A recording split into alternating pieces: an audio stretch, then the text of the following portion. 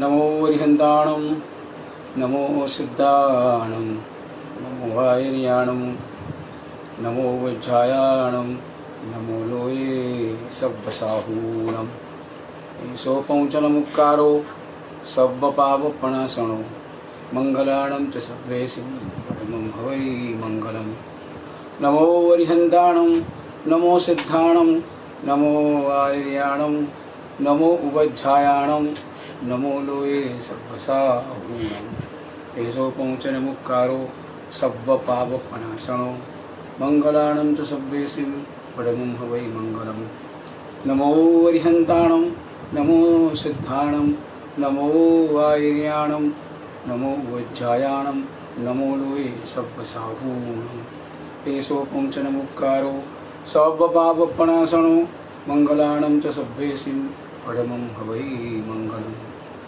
मंगलं भगवान् वीरो मंगलं गौतमप्रभु मंगलं स्थूलभद्राद्या जैनधर्मोऽस्तु मंगलम् शशिधवलारिहन्ता सिद्धाय सूरिणो कणकं मरगैला उवज्जाया समासाहु सुवन्दिन्तु अर्हत सकलान् वन्दे वन्दे सिद्धां च शाश्वतान् आचार्यान् आदरात् वन्दे वन्दे वाचकानपि सर्वसाधूनहं वन्दे नास्ति वन्द्यामतः परं परमपात्रता मे भूत् वन्द्य सर्वस्ववन्दना तदेषां कीर्तनादस्तु कीर्तिकल्याणमेव च वचनातीतलाभं हि नाम्नापि श्रीमहात्मनां कमठे धरणेन्द्रे च स्वोचितं कर्म कुर्वती प्रभुस्तुल्य मनोवृत्ति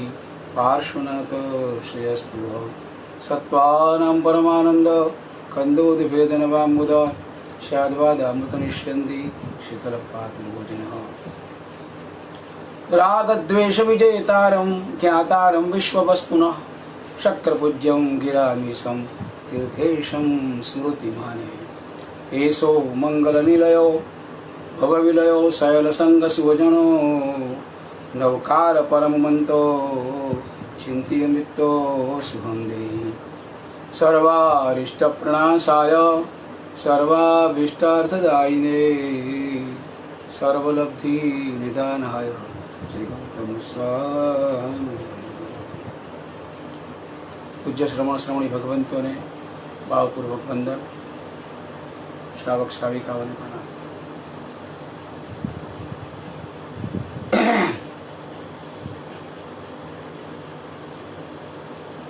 આજનો આપણો વિષય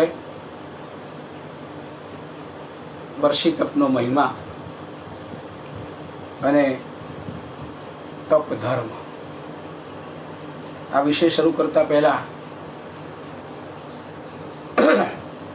જે ભાગ્યશાળીઓના કેટલાક પ્રશ્ન છે એ પ્રશ્નની વાત સંક્ષેપમાં લઈ લઈએ। મોટા ભાગનાઓ તો ખૂબ ખૂબ અનુમોદના કરી છે। અનુમોદના બધાની જ હોય અને કેટલા કોઈ વ્યક્ત કરી હોય, કેટલા કોઈ ભાવથી કરતા હોય।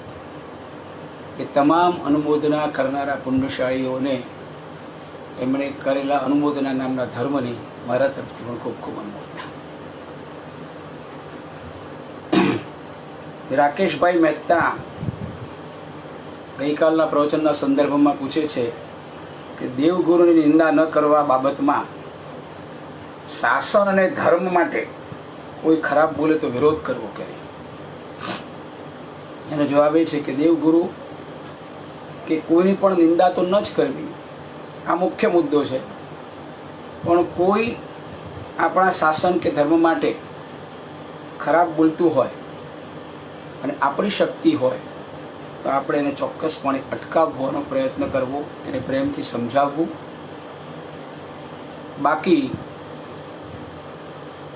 ઝઘડો કે કોઈ પણ જાતની ઉગ્રતા કે બોલાચાલી વગેરે કરવું નહીં, પણ એવા માણસોની ઉપેક્ષા કરી અને એનાથી દૂર ચાલ્યા જવું એ વધારે સારો માર્ગ છે। નિકુંજભાઈ વોરા પૂછે છે ભાવના, પછી એમણે પ્રશ્નાર્થ કર્યું છે અર્થ હું એમ સમજુ છું કે ભાવનાનો અર્થ પૂછવા માંગે છે. ભાવના શબ્દના જુદા જુદા અર્થ થાય. ભાવના એટલે એક તો બહુ પ્રસિદ્ધ શબ્દ છે ભાવના. પરમાત્માની આગળ સંગીતકારો સ્તવન વગેરેનું ગાન કરે, ભક્તો ગીત ગાય. રાત્રિના સમય અત્યારે વર્તમાનમાં જે ચાલે છે એ ભાવના કહેવાય. બીજા નંબરમાં ભાવનાનો અર્થ હૃદયની કોઈ પણ પ્રકારની શુભ ભાવના, એ ભાવના અર્થ છે. ત્રીજો મારો જે સંદર્ભ હતો ભાવના ચાત્મતત્વ, ત્યાં ભાવનાનો અર્થ આત્મતત્વની ભાવના એટલે વિચારણા, ચિંતન, મનન, આ અર્થ છે ભાવના શબ્દનો. વસ્તુપાળની 7 પ્રાર્થનાઓના સંદર્ભમાં જે કાલે આપણે સ્વાધ્યાય કર્યો, પ્રારંભમાં જે હું શ્લોક બોલ્યો તો ઘણા ભાગ્યશાળીઓ એ શ્લોક વોટ્સઅપ પર મૂકો એવી ભાવના વ્યક્ત કરી છે. સંચાલકોને હું વોટ્સઅપ કરી દઈશ અને એ શ્લોક વોટ્સઅપ પર તમને વાંચવા મળી જશે. પ્રવચનનો આરંભ કરીએ છીએ. આનુશ્રોતિ સિકી વૃત્તિર બાલાનામ સુખશીલતા, પ્રાતિશ્રોતિ સિકી વૃત્તિર જ્ઞાનીનામ પરમંતપ. મહોપાધ્યાય ન્યાય વિશારદ ન્યાયાચાર્ય યશોજી મહારાજની અદ્ભુત રચના જ્ઞાન સાર, એના 30મા અષ્ટકનો આ બીજો શ્લોક છે. સૌથી પહેલા આજે મારો વિચાર એ છે કે વર્ષિતા અંગેની વાત જે પ્રાસંગિક છે. આવતીકાલે અખાત્રીજ, ઘણા પુણ્યાત્માઓ ભારતભરની અંદર વર્ષિતપના પારણા કરશે. એ બધાની ખૂબ ખૂબ ભાવપૂર્વક અંતઃકરણથી અનુમોદના કરું છું. હે પુણ્યવાનો, તમને જે તપ કરવાનું સૌભાગ્ય મળ્યું છે, તમારા સૌભાગ્યની પણ ખૂબ અનુમોદના છે. અને આવું સૌભાગ્ય તમારી શુભેચ્છાથી મને પણ મળો. પ્રભુ આગળ આવી પ્રાર્થના કરજો. આપ જાણો છો, સૌથી પહેલા આ વિશ્વના સૌથી પહેલા વર્ષિતપના આરાધક કોણ? ઋષભદેવ ભગવાન. ફાગણ વદ આઠમના દિવસે પરમાત્માના 2 કલ્યાણક, જન્મ કલ્યાણક અને દીક્ષા કલ્યાણક. ભગવાને ફાગણ વદ આઠમના દિવસે દીક્ષા ગ્રહણ કરી. પરમાત્માને તે સમયે છઠનો તપ હતો. કચ્છ, મહાકચ્છ વગેરે ભોગકુળ, રાજન્યકુળ વગેરે કુળોના આ રાજાઓ 4000 પુરુષોની સાથે ઋષભદેવ ભગવાન પ્રવજ્યા ધર્મનો સ્વીકાર કરે છે. દીક્ષા લીધા બાદ છઠના તપનું પારણું કરવા માટે પરમાત્મા ગોચરી વરવા માટે વિહરે છે. એમને આહારનો ખપ છે, નિર્દોષ નિર્વદ્ય એવી ભિક્ષાનો ખપ છે. અને એ વખતે કોઈ ભિખારી વગેરે ન હતા. એથી ભિક્ષાચરને શું આપવું એનો કોઈને ખ્યાલ નહોતો. લોકો પ્રભુને હીરા આપે છે, માણેક આપે છે, મોતી આપે છે, રત્નોના થાળ ભરીને પ્રભુને ધરે છે. પ્રભુ કાંઈ લેતા નથી, કારણ કે પ્રભુને આ વાતનો આનો ખપ નથી. અરે કેટલાક એવા ભાગ્યશાળી માણસો જેને અજ્ઞાન છે પણ પ્રભુ પ્રત્યે પ્રીતિ છે માટે ભાગ્યશાળી. એ ભગવાનને પોતાની કન્યા આપે છે, પણ કોઈને એ વિચાર નથી આવતો કે પ્રભુને આહારનો ખપ છે. આવા મહાન અઢળક રિદ્ધિ સિદ્ધિ સંપત્તિના સ્વામી રાજા ઋષભ ભલે દીક્ષા લીધી હોય, પણ એને ખાવાનું ખૂટ્યું હોય, એમને આહાર માંગવો પડે. કોઈ પ્રભુને ભોજન નથી આપતું. કચ્છ અને મહાકચ્છ પ્રભુની સાથે વિહરી રહ્યા છે. લોકો પૂછે છે પ્રભુને શેનો ખપ છે? કચ્છ અને મહાકચ્છને પણ ખબર નથી. એ પોતે પણ ભૂખથી પરેશાન હતા,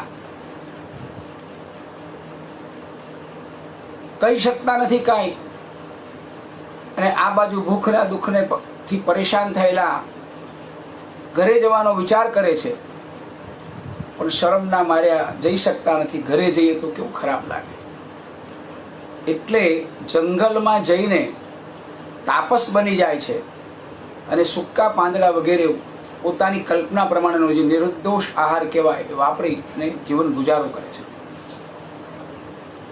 આ બાજુ ઋષભદેવ ભગવાન 1 વર્ષ સુધી 13 મહિના સુધી નિર્દોષ ભિક્ષા માટે સતત વિહાર કરતા રહ્યા. પ્રાસુદ ભિક્ષા ન મળવાથી પ્રભુ હસ્તિનાપુર તરફ જાય છે. અહીં બાહુબલી જે પરમાત્મા ઋષભદેવના જ પુત્ર છે, એનો સુપુત્ર સોમપ્રભ નામનો રાજા રાજ્ય કરતો હતો. અને સોમપ્રભનો દીકરો એટલે શ્રેયાંશ કુમાર. ઘટના એવી બને છે કે પારણાની આગલી રાતે શ્રેયાંશ કુમારને સુંદર મજાનું સ્વપ્ન આવે છે. કાળો થઈ ગયેલો મેરુગીરી એને પોતે દૂધના કળશો ભરી ભરી અને મેરુગીરીને સાફ કરે છે અને સ્વચ્છ કરે છે. આવું સરસ મજાનું સ્વપ્ન આવે છે. રાજા સોમપ્રભને અને સુબુદ્ધિને પણ થોડાક ફરકવાળા બીજા સ્વપ્ન આવે છે.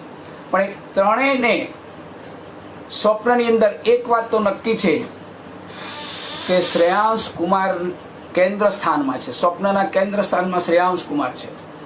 અને એ ત્રણેય જણા સવારના પોરમાં ભેગા મળે છે, એકબીજાના સ્વપ્નોની આપલે કરે છે, વિચારણા કરે છે. અને એના પરથી નક્કી થાય છે કે શ્રેયાંશ કુમારને બહુ મોટો લાભ થવાનો છે.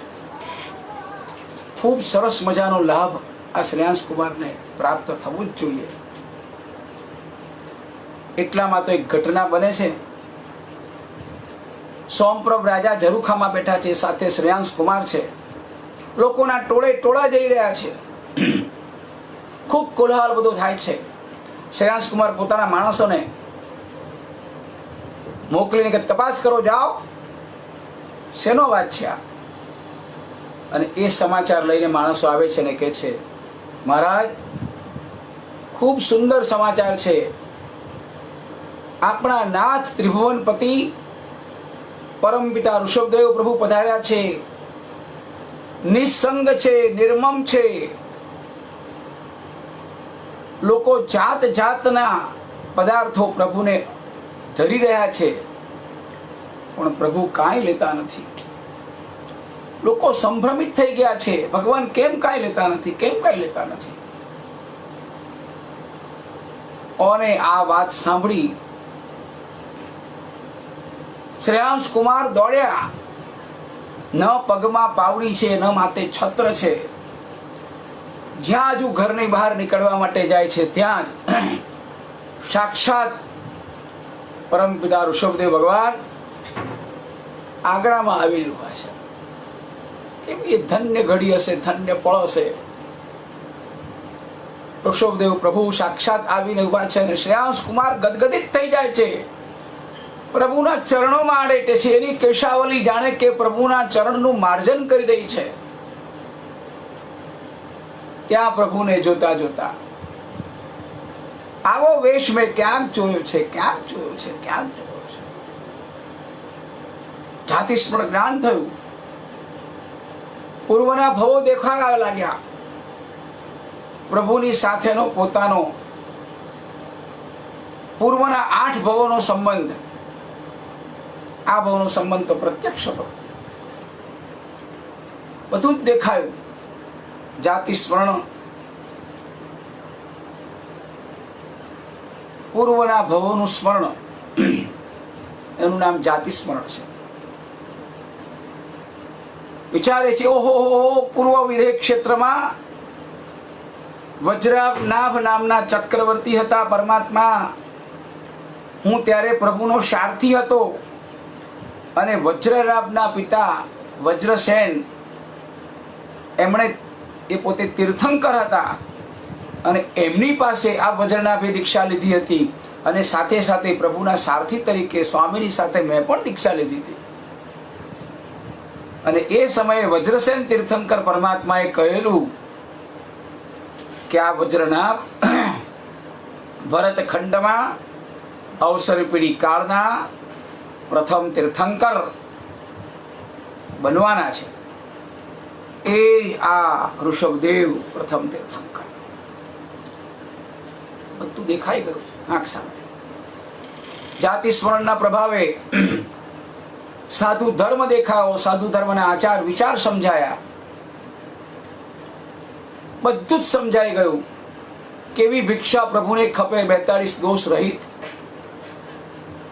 માંડલીના બીજા 5 ઉમેરી તો 47 દોષ વગરની ભિક્ષા સાધુને માટે કલ્પ ગણાય. અને બસ એ ઘડી એ પુણ્ય પળ અને એ જ વખતે એક અદ્ભુત ઘટના બને છે.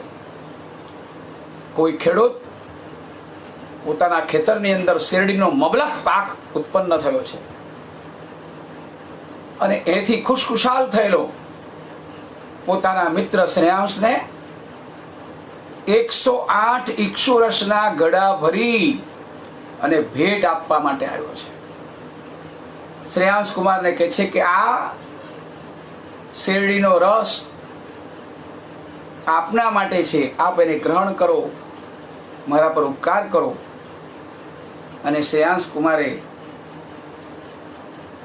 108 ગળા ગ્રહણ કરી લીધા, લઈ લીધા.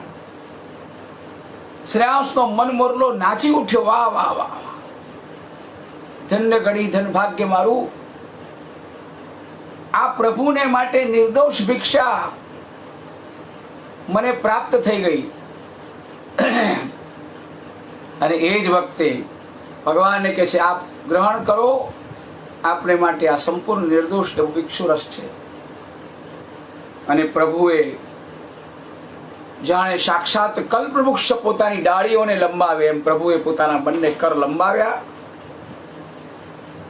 અને શ્રેયાંશ કુમાર એક પછી એક ગળાનું ઇક્ષુરસ પ્રભુના હસ્તકમળની અંદર રેડી રહ્યા છે. પ્રભુ એનું પાન કરી રહ્યા છે. ઇક્ષુરસની અમૃત ધારા, 108 વિશાળ ઘડાઓ એ ઇક્ષુરસથી પ્રભુએ પારણું કર્યું. આનંદ આનંદ છવાઈ ગયો. નગરના લોકો પણ આ દ્રશ્ય જોઈને ધન્ય ધન્ય બની ગયા છે. મજાની વાત એ છે કે એક ટીપું પણ નીચે પડતું નથી. આ તીર્થંકર પરમાત્માનો અતિશય છે. 400 દિવસના વર્ષી તપનું પારણું ભગવાન આદિનાથ કરી રહ્યા છે. કવિ બહુ સરસ મજાના શબ્દો લખે છે. પ્રભુના કરપાત્રમાં ઇક્ષુરસ તો સમાયો, પણ શ્રેયાંશ કુમારના ચિત્તરૂપી પાત્રમાં હર્ષ અને આનંદનો સાગર જે ઉમટ્યો છે સમાતો નથી. 12.5 કરોડ સુવર્ણ મુદ્રાઓ અને દિવ્ય વસ્ત્રોની દિવ્ય સૃષ્ટિ વૃષ્ટિ થાય છે. દેવો પંચ દિવ્ય પ્રગટ કરે છે. આ રીતે આ અવસર પીઢી કાળના સર્વપ્રથમ દાન દેવાનું સૌભાગ્ય શ્રેયાંશ કુમારને પ્રાપ્ત થયું. દાન ધર્મના તેઓ આદિ પ્રવર્તક બન્યા. હાજર રહેલા લોકો પૂછે છે, શ્રેયાંશ કુમાર સી રીતે તમને ખબર પડી કે આ પ્રભુ માટે નિર્વદ્ય આહાર છે, રાશુક આહાર છે, ખપી શકે એવો છે? શ્રેયાંશ કુમાર તે વખતે પ્રભુ સાથેના પોતાના નવ ભાવના સંબંધોની વાત રજૂ કરે છે. શ્રેયાંશ કુમાર કહે છે કે જ્યારે પ્રભુ ઈશાન દેવલોકની અંદર લલિતાંગ નામના દેવ હતા, ત્યારે હું સ્વયંપ્રભા નામની એમની દેવી હતો. અહીંયાથી મારો અને પ્રભુનો સંબંધ શરૂ થયો. ત્યાર પછીના ભાવમાં પૂર્વ મહાવિદેહમાં પુષ્કલાવતી નામના વિજયમાં લોહાગીલ નામના નગરમાં વજ્રકંઠ નામના પ્રભુ રાજા હતા અને હું તેમની શ્રીમતી નામની રાણી હતો. ત્રીજા ભાવની અંદર ઉત્તર કુરુમાં અમે બંને યુગલિક હતા. પ્રભુ યુગલિક હતા અને હું તેમની યુગલિની એટલે સ્ત્રી રૂપે હતો. ચોથા ભાવની અંદર સૌધર્મ દેવલોકની અંદર અમે બંને દેવ હતા. ત્યાંથી ચવીને મહાવિદેહ ક્ષેત્રમાં ક્ષિતિ પ્રતિષ્ઠિત નામના નગરમાં જીવાનંદ નામના વૈદ્ય તરીકે પરમાત્મા હતા અને કેશવ નામનો હું એમનો પુત્ર હતો. છઠ્ઠા ભાવની અંદર અચ્યુત નામના 12મા દેવલોકની અંદર અમે બંને દેવરૂપે હતા. ત્યાંથી જંબુદ્વીપના મહાવિદેહ ક્ષેત્રમાં પુંડ્રકગીરી નામની નગરીમાં વજ્રનાભ નામના ચક્રવર્તી તરીકે પ્રભુ હતા. વજ્રસેન એમના પિતા હતા અને એ તીર્થંકર પરમાત્મા પાસે અમે બંને દીક્ષા લીધી હતી. ત્યાંથી સર્વાર્થ સિદ્ધ વિમાનમાં અમે ગયા અને અમે બંને દેવ થયા. અને આ 9મા ભાવમાં ઋષભદેવ ભગવાન મારા પ્રપિતામહ છે અને હું એમનો પ્રપૌત્ર છું. પ્રપૌત્ર એટલે પૌત્રનો પણ પુત્ર.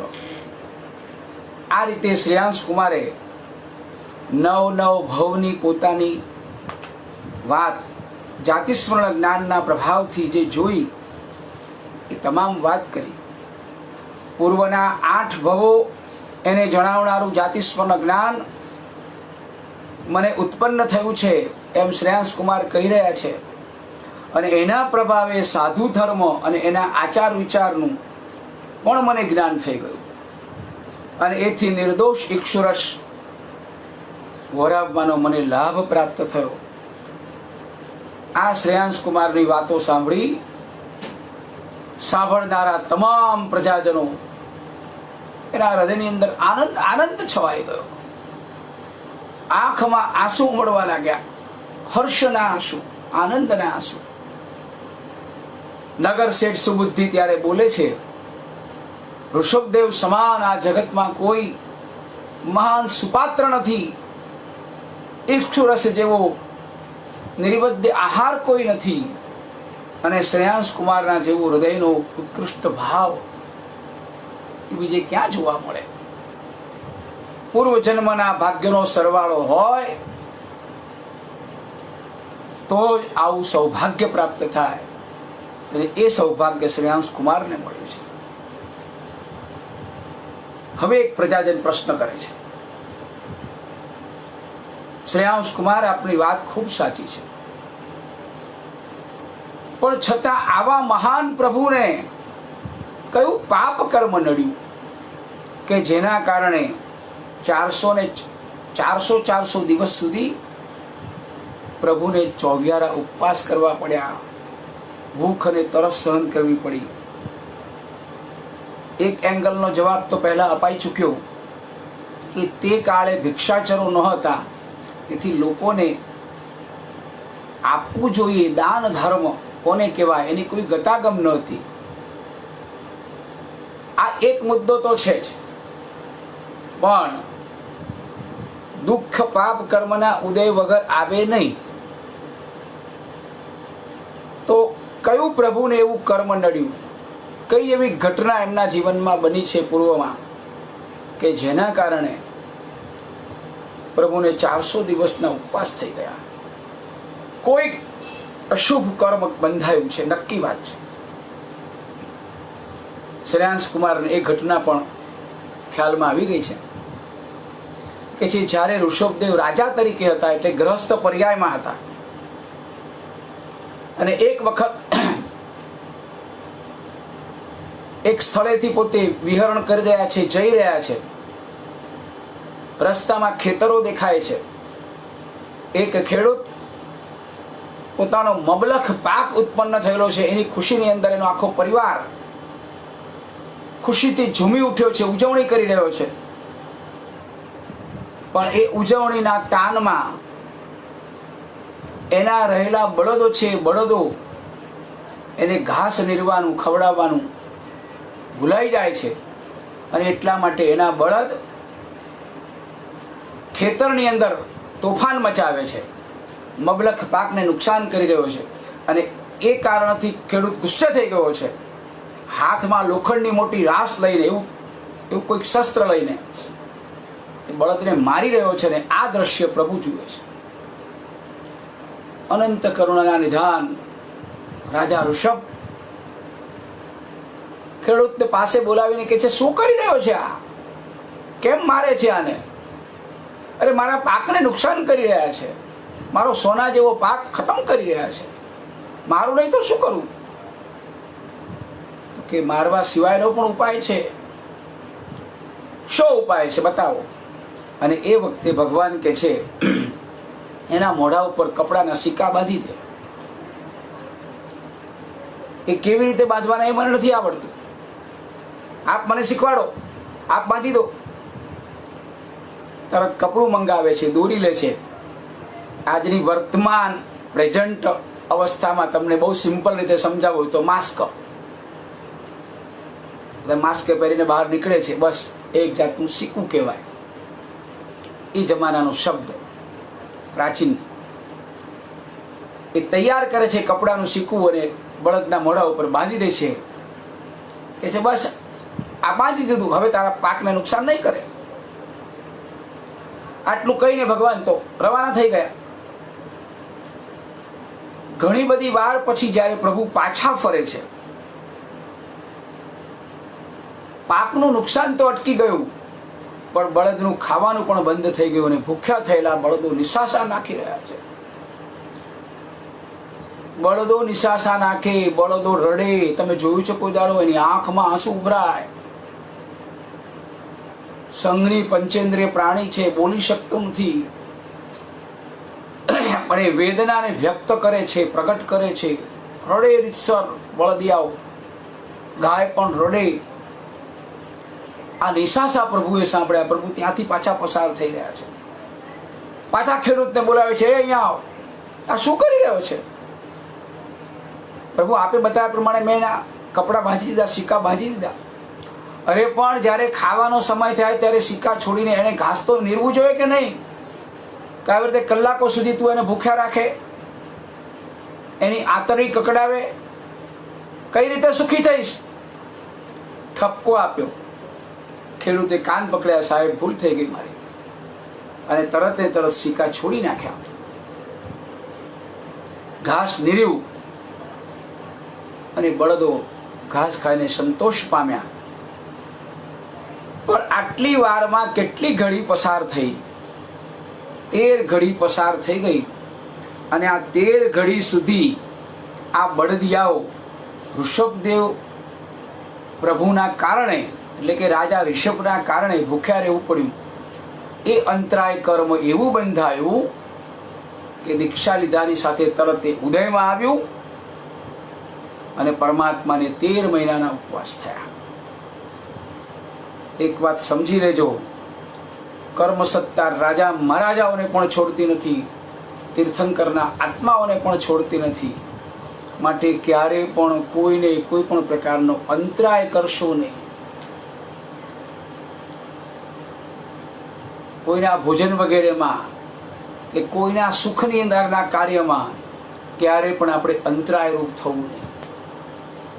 કારણ કે આ કર્મસત્તા બહુ બળવાન છે. માંધાતાઓને, ચક્રવર્તીઓને, તીર્થંકરોને પણ છોડતી નથી. અખાત્રીજ એટલે કે વર્ષી તપ.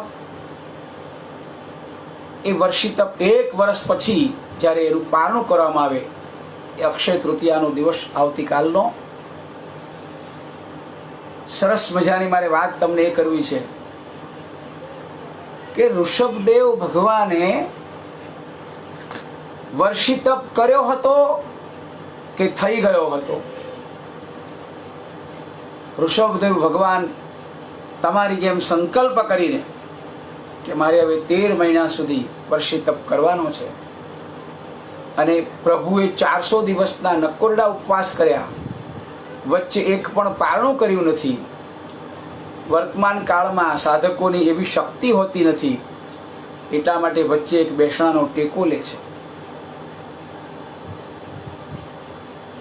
એટલે વાસ્તવિક રીતે વિચાર કરીએ તો 1 વર્ષી તપ કર્યો એટલે ભગવાને કરેલા જે ઉપવાસ છે એના અડધા ઉપવાસ થાય. એટલે સામાન્ય રીતે એવું કહેવાય કે 2 વર્ષી તપ કરો ત્યારે પ્રભુએ કરેલો વાસ્તવિક વર્ષી તપ તમારો પૂરો થાય. ભગવાન ઋષભદેવે વર્ષી તપ કર્યો નથી, થઈ ગયો છે. તમે સંકલ્પપૂર્વક કરો છો તો તમે ચડી ગયા? તો કે ના, ચડી નથી ગયા. પ્રભુને રોજ રોજ પારણું કરવાની ઈચ્છા છે, ને પારણું કરવા માટે નીકળે છે ને લોકો વરાવતા નથી. કારણ કે આહાર ધર્મની ખબર નથી માટે વરાવી શકતા નથી. પણ છતાં એક ક્ષણે પણ પ્રભુના મુખ પર કોઈ દુઃખની રેખા નથી, ક્યાંય મનમાં ઉચાટ નથી, અકળામણ નથી, ખેદ નથી, ગુસ્સાનો તો નામ નિશાન નથી. આવા મૂર્ખના સરદારો, આ મારી પ્રજા, અને આટલી અક્કલ નથી પહોંચતી કે મને સારું ખાવાનું આપે? કોઈ વિચાર નથી. અને એ પ્રભુની જે પરમ ક્ષમતા, એ પ્રભુને મહાન તપસ્વી બતાવે છે. આપણે સંકલ્પપૂર્વક કરીએ છીએ કે મારે વર્ષી તપ કરવો છે, પહેલા દિવસથી દ્રઢ સંકલ્પ છે, છતાં પણ આપણો તપ એટલો મહાન નથી, કારણ કે આપણા તપની અંદર એવી ઉત્કૃષ્ટ પ્રકારની ક્ષમતા સામાન્ય તો જોવા મળતી નથી. એક બહુ સરસ મજાની વાત મારે તમને કહેવી છે તપ ધર્મના વિષયમાં. માત્ર ખાવાનું છોડવું પર્યાપ્ત નથી, ખાવાની વૃત્તિ છોડવી એ સાચો તપ ધર્મ છે. ભોજન છૂટે છે પણ ભોજન પ્રત્યેની કુણી લાગણી છૂટતી નથી. ભોજન પ્રત્યેની કુણી લાગણી મને બતાવો. તમે કહો કે આખા વિશ્વની અંદર જૈન શાસન સિવાય ખાવાનું ખોટું છે, આવું કોણ સમજાવે છે? તપ કરનાર તપસ્વીને પૂછવામાં આવે કે તને ખાવાનું ખોટું લાગે? જ્યાં સુધી ખાવું ખરાબ છે, ખાવાનું ખોટું છે, આ આહાર સંજ્ઞા એ અનાદિ ભવ ભ્રમણનું એક મુખ્ય કારણ છે. આ હૃદયમાં બેસે ને ત્યાં સુધી વાસ્તવિક તપ ધર્મની આરાધના થઈ શકતી નથી.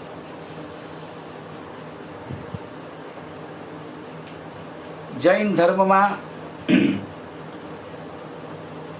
તપનો આટલો બધો મહિમા શા માટે? શું કારણ છે તપનો જૈન ધર્મમાં આટલો બધો મહિમા છે? જૈન ધર્મમાં, જૈન શાસનમાં જે તપશ્ચર્યાઓ થાય છે એ તપશ્ચર્યાઓની વાત આગળ કરીશ તમને. પણ 9 પદમાં અરિહંત સિદ્ધ આચાર્ય ઉપાધ્યાય સાધુ, દેવ અને ગુરુ આવી ગયા. દર્શન, જ્ઞાન અને ચારિત્ર, 3 તત્વમાં ધર્મ તત્વ આવી ગયું. તો દેવ, ગુરુ અને ધર્મ 8 પદોમાં સમાઈ જાય છે.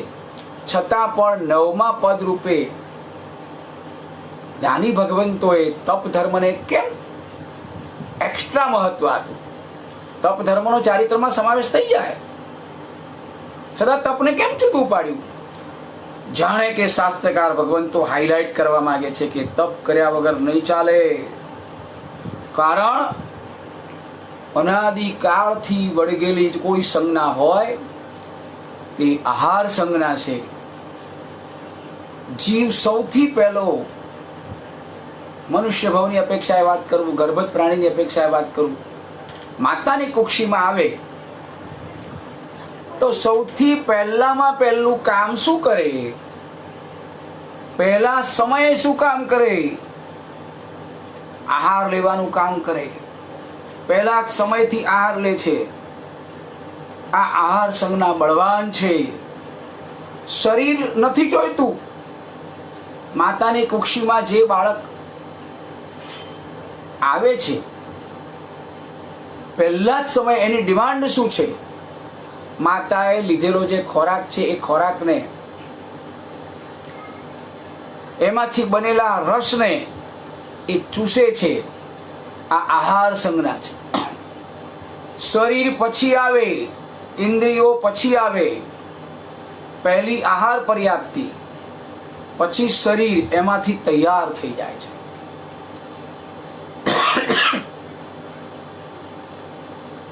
શરીર જીવની ડિમાન્ડ નથી, ડિમાન્ડ આહારની છે. અને આહાર ખાતા ખાતા શરીર વળગી પડે છે, એમાંથી ઇન્દ્રિયો બની જાય છે.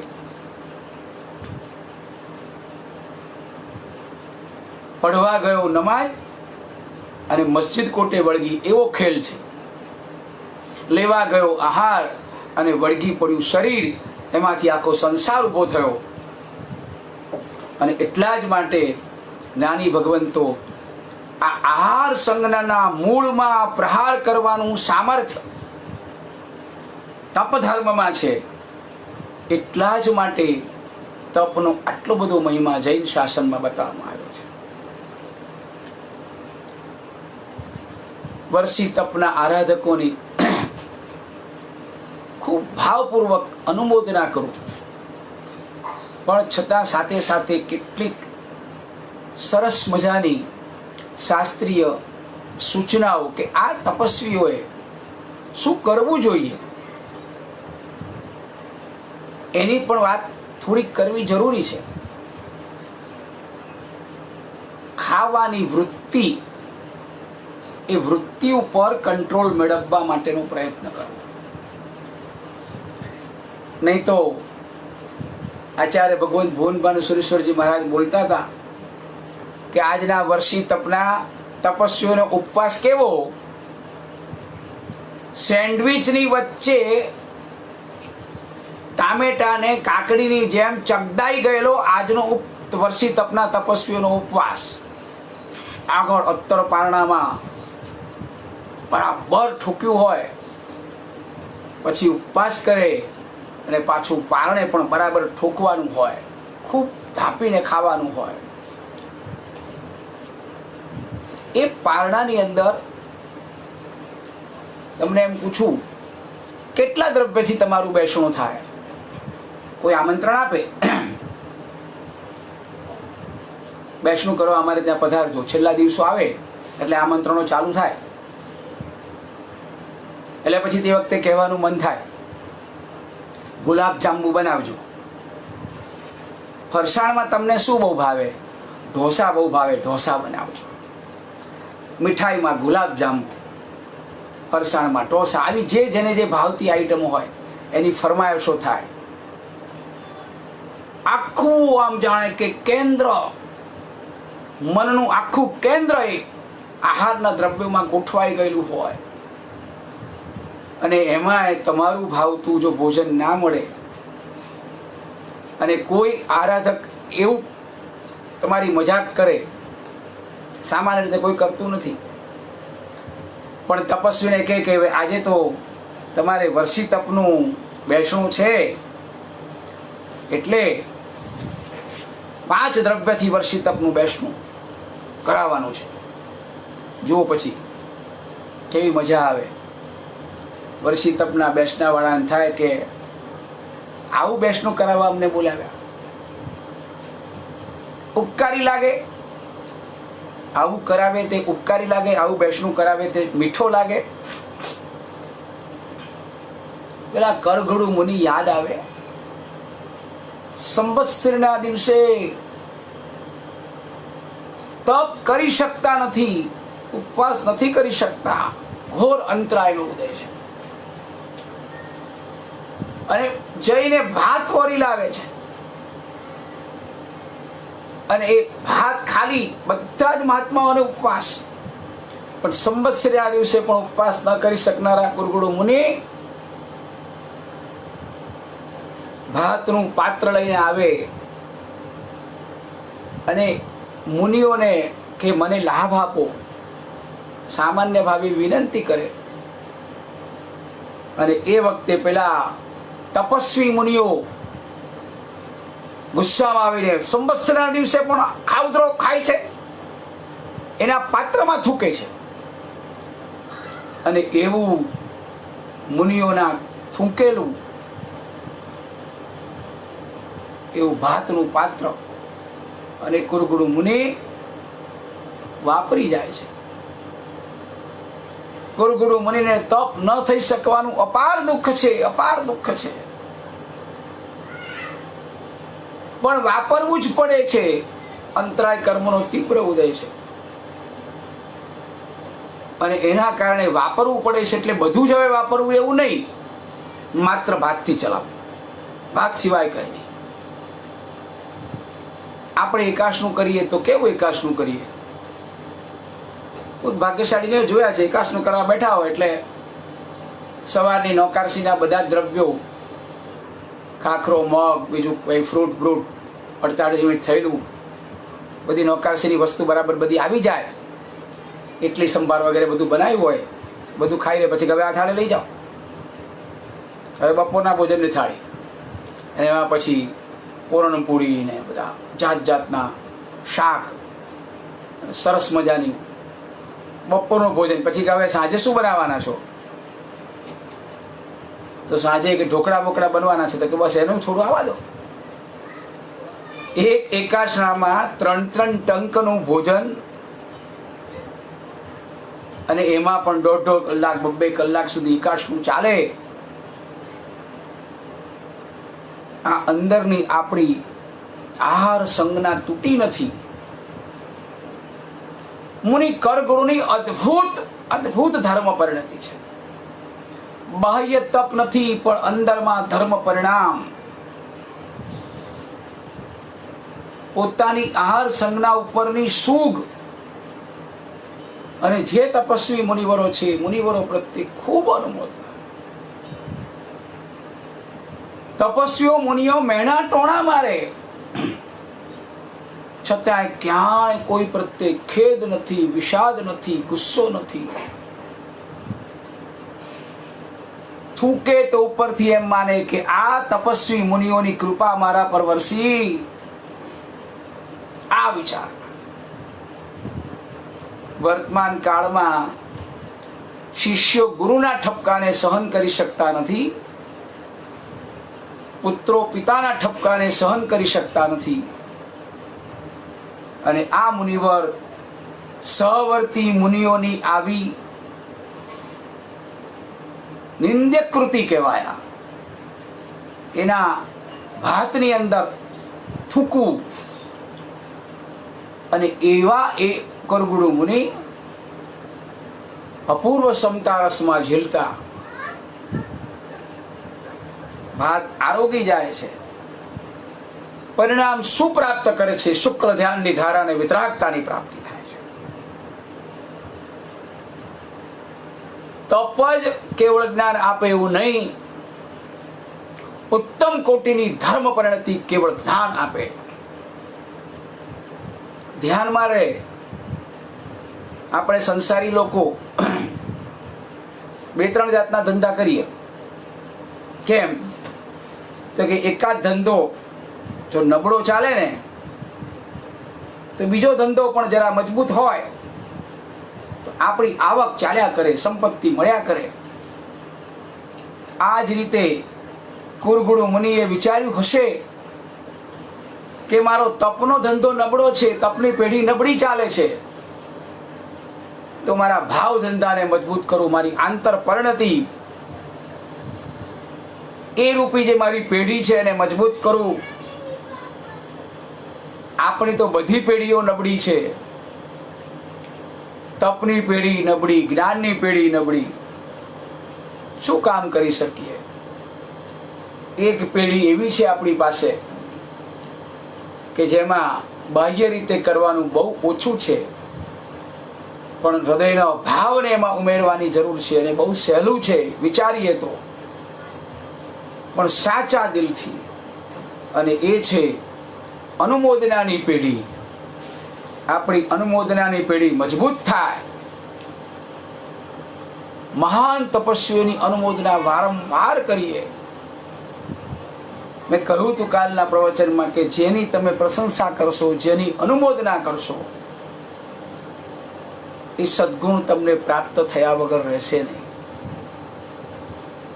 કુરગુરુ મુનિ તપ કરી શકતા નથી, એનું દુઃખ છે. એના કરતા વિશેષ તો એમના મનમાં પીડા એની છે કે મારા જીવે પૂર્વે કેવા કર્મ બાંધ્યા હશે, જેના કારણે આવો વીર્યાંતરાય, આવી અશાતા ઊભી થઈ. મારો આત્મા કેવો દુષ્ટ, બીજા તપસ્વીઓની મેં કેવી નિંદા કરી હશે, કેવા અંતરાય કર્યા હશે, બીજાના ધર્મ પ્રત્યે અરુચિ, તિરસ્કાર કર્યો હશે, ઉગ્ર વિષયાસક્તિ કરી હશે. આવા દુષ્કૃત્યો તપનો અંતરાય ઉભો કરે છે. બીજાઓના તપની નિંદા નહીં કરો. બીજાઓ તપ કરવા તમારા ઘરમાં પેદા થયા હોય તેને શક્ય હોય ત્યાં સુધી અંતરાય ન કરો, એને સહાય કરો. આ અંતરાયના પાપ ખૂબ નડે છે. રાજા ઋષભને નડ્યા, મારીને તમારી શી વાત? પોતાના પાપ પ્રત્યે તીવ્ર ઘૃણા, તીવ્ર નિંદા. આ કુરગુરુ મુનિની મહાન ધર્મ પરિણતિ છે, કેવળ જ્ઞાનની ભેટ આપી દીધી. તપસ્વીઓની ભાવપૂર્વક અનુમોદનાની પેઢીને મજબૂત કરો. આપણા અંતરાય તોડશે.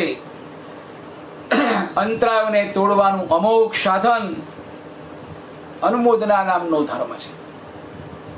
અનુમોદના એટલે શું? સરસ મજાની વ્યાખ્યા તમને આજે સંભળાવું. અનુમોદના એટલે શું? બીજાની વાહ કરવી, બીજાના તપને સારો ગણવો, બીજાના જ્ઞાનાદિ ગુણોને સારા માનવા, આટલું જ નહીં. એની ડેફિનેશન, બીજાને પ્રાપ્ત થયેલા ગુણોનો હૃદયમાં અપાર આનંદ. આ તો આપણા પક્ષે છે. બીજાને પ્રાપ્ત થયેલા ગુણોનો આપણા હૃદયમાં અપાર આનંદ, અને એવા ઉત્તમ ગુણો પોતાને ન મળ્યા એનો અફસોસ. આ મુદ્દાની બહુ મોટી ખામી છે. આ આનંદ અને અફસોસ, આનંદ પ્લસ અફસોસ ઇઝ ઇક્વલ ટુ અનુમોદના. બીજાઓના તપાદી ધર્મોની અનુમોદના તો કરીએ છીએ, પણ એ ન કરી શકવાનો આપણને અફસોસ હોતો નથી. તપસ્વીની અનુમોદના કરીએ એ સાચી ક્યારે ગણાય? કે જ્યારે શક્યનો આપણે અમલ કરવા માટે પ્રયત્નશીલ હોઈએ. મહાન સુશ્રાવક વર્તમાન કાળના હિંમતભાઈ બેડાવાળા યાદ આવે. એકવાર અમદાવાદ ગયા છે. કોઈ કલ્યાણ મિત્રને ત્યાં જમવાનું આમંત્રણ છે. જતાની સાથે સોફા પર બેઠા પછીથી એ પુણ્યશાળી શ્રાવક પૂછે છે, કારણ કે આરાધક આત્મા હતા બહુ ઊંચા, જાત જાતના અભિક્ર નિયમ એમને હોય, એટલે પૂછે છે આપને આજે કાંઈ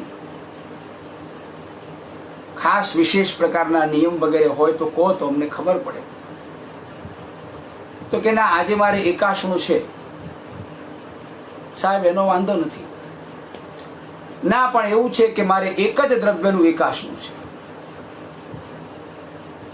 પાણીની છૂટ, પાણી અલગ, બાકી એક જ દ્રવ્ય, અને એ કોઈ પણ તમે જે આપો તે, ખીચડી કઢી ભેગા કરીને આપી દો તો પણ ચાલે, કોઈ પણ એક દ્રવ્યનું એકાશનું છે. પણ સાહેબ એમાં મીઠાઈ ન ચાલે કે આ ન ચાલે એવું કાંઈ ખરું? એવું કાંઈ નહીં. અને એ વખતે ખૂબ ઉત્તમ શ્રાવક ધર્મપત્નીને જઈને સમજાવી દે છે કે આ આમની સારામાં સારી ભક્તિ કઈ રીતે કરી શકીએ, એકાશનાને હજુ વાર છે, અને શ્રાવિકા પણ ઉત્તમ છે, અને એમના માટે ખૂબ સરસ મજાનો શીરો બનાવે છે. શિયાળાની અંદર તે વખતે શિયાળાનો કાળ હશે એટલે મેવો વગેરે જે કાંઈ પણ ખપતું હોય એ તમામે તમામ દ્રવ્યો સારામાં સારા બધું યાદ કરીને શ્રેષ્ઠ દ્રવ્યોથી શીરો તૈયાર કરવામાં આવે છે. અને મગમગતો સુગંધીદાર ચારોળી, ઇલાયચી વગેરે ઘણી બધી વસ્તુઓ જેમાં નાખેલી છે. મગમગાયમાન શીરો હિંમતભાઈને બિરાજમાન કરીને થાળીમાં પીરસવામાં આવે છે. સાહેબ આ એક દ્રવ્યમાં શીરો બનાવ્યો છે, કાંઈ વાંધો નહીં, વાપરતા જાય છે, વાપરતા જાય છે. એકાશનું પૂરું થયું. 2 વખત 3 વખત જે પોતાની અનુકૂળતા પ્રમાણે શીરો લઈને વાપરી ઊભા થયા, પોતાના સ્થાન પર જઈને બેઠા. થોડો ઘણો વાર્તાલાપ થયા પછીથી હજુ હિંમતભાઈ ત્યાં જ બિરાજમાન છે. પેલા પતિ પત્ની ભોજન કરવા માટે બેસે છે,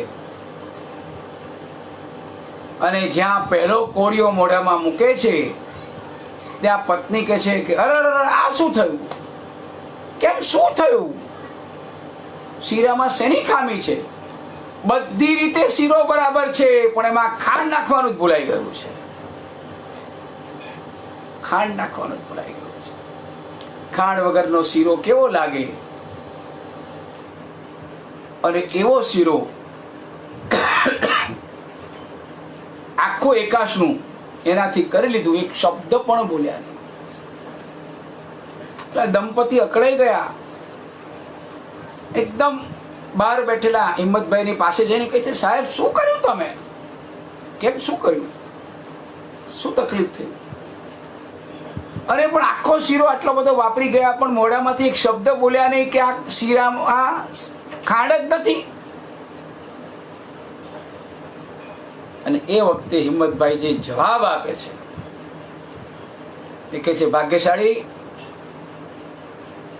એક મારો જવાબ સાંભળો. આ શરીર પણ પૂતગલ, આ શીરો પણ પૂતગલ. પૂતગલ પૂતગલને ખાય, એમાં હિંમતભાઈને શું લાગે વળગે? વાહ વાહ! આ પૂતગલ એક પૂતગલ બીજા પૂતગલને ખાય, એમાં મારે શું લાગે વળગે? મહાન ધર્મ પરિણતિ છે, મહાન ધર્મ પરિણતિ. કમસે કમ આપણે આ વર્ષીય તપના તપસ્વીઓની અનુમોદના નિમિત્તે એટલું કરી શકીએ. 1 વર્ષ સુધી વર્ષી તપ કરવાની વાત નથી, પણ તમામ વર્ષી તપના તપસ્વીઓને જ્યારે પારણું કરાવવાનો કાલે તમને અવસર મળે, એક સંકલ્પ કરો. 1 વર્ષ સુધી, એ શક્ય ના હોય તો 6 મહિના સુધી, એ શક્ય ના હોય તો કમસે કમ 1 મહિના સુધી ભોજનમાં કોઈ પણ પ્રકારની ખોડ ખાપણ કાઢવી નહીં. દાળમાં મીઠું બરાબર નથી, શાક બરાબર નથી બન્યું,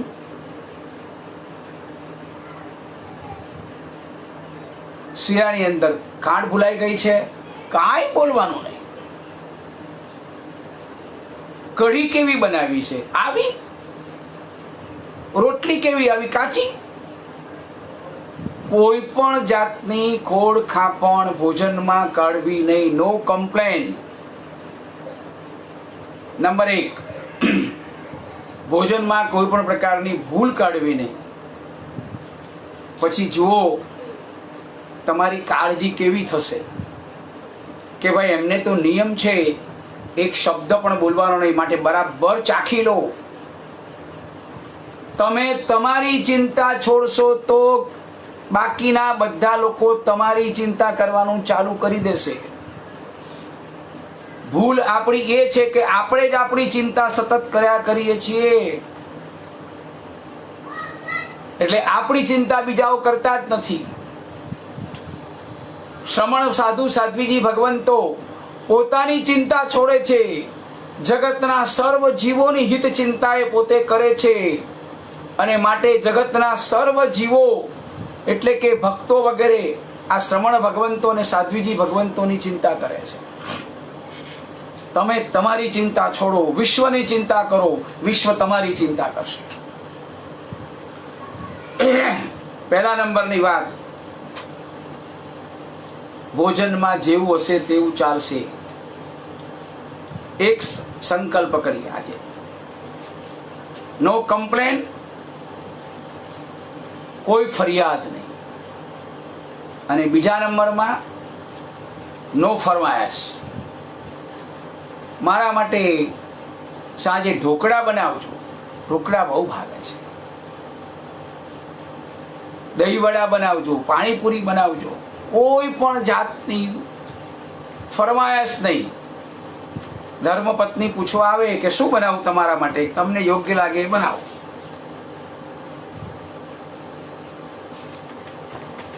પણ વારંવાર પૂછે તો કહેવાનું તમે જે બનાવશો તે મને ચાલશે. પણ તમને નામ દઈને પૂછે કે આ વસ્તુ તમને ચાલશે, તમારે હા પાડી દેવાની, ભાવતી હોય કે ના ભાવતી હોય. આટલું કરી શકીએ. તમામ તપસ્વીઓની, ભારતભરના સર્વ વર્ષી તપના આરાધકોની અનુમોદના નિમિત્તે એક કામ કરીએ. 1 વર્ષ સુધી, શક્ય ના હોય તો 6 મહિના સુધી, એ પણ શક્ય ના હોય તો 1 મહિના સુધી, નો કમ્પ્લેન, નો ફરમાયશ.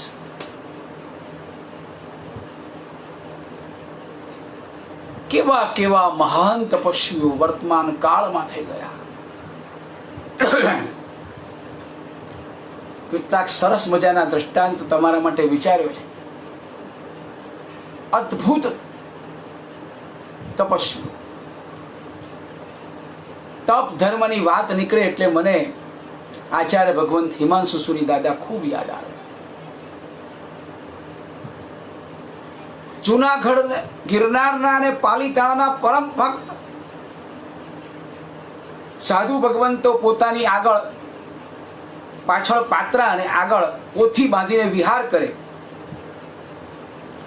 આચાર્ય ભગવંત પોતાની છાતી ઉપર એક ગિરનારનો અને એક પાલીતાણાનો પથ્થર બાંધી અને પાછળ પાત્રા લટકતા હોય આ રીતે બાંધીને વિહાર કરતા. 96 વર્ષ સુધી જીવ્યા. આખી જિંદગીમાં પોતાના માટે બનાવેલું ભોજન એટલે કે ગોચરી એમણે વોરી નથી. વિહાર કરતા કરતા જાય, ગામની અંદર જે પ્રાસુક ભિક્ષા મળે લઈ આવવાની. એકાશાથી ઓછું પસ્કાણ જિંદગીમાં કર્યું નથી. અને એ ગામમાં ગયા અને ત્યાં ગોચરી ન મળી.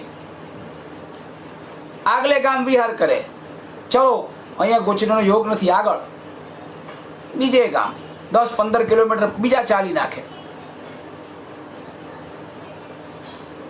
ત્યાં ન મળે તો ત્રીજે ગામ, 3 દાડાના ઉપવાસ થઈ જાય પણ નિર્દોષ ભિક્ષા મળે તો જ ખાવાની, વાપરવાની. અને છાતી ઉપર પાલીતાણા ગિરિરાજ પરમ ભક્ત આદિનાથ ભગવાનના અને ગિરનાર નેમનાથના પરમ ભક્ત, એ બંનેના પથ્થર છાતી ઉપર રાખીને વિહાર કરતા એક વખત ઝાડ નીચે બેઠેલા છે અને એ પથ્થરની સામે પોતે દેવવંદન કરી રહ્યા છે. સાથે પસાર થતા એક બાળમુનિ આવીને બાજુમાં બેસે છે ને કે છે, સાહેબજી શું કરો છો? દેવવંદન કરું છું. આ પથરાની સામે? બાળમુનિથી સહસા બોલાઈ ગયું અને હિમાંશુ સુરી દાદા થોડા સ્વભાવના કડક પણ હૃદયના વાત્સલ્ય ભંડાર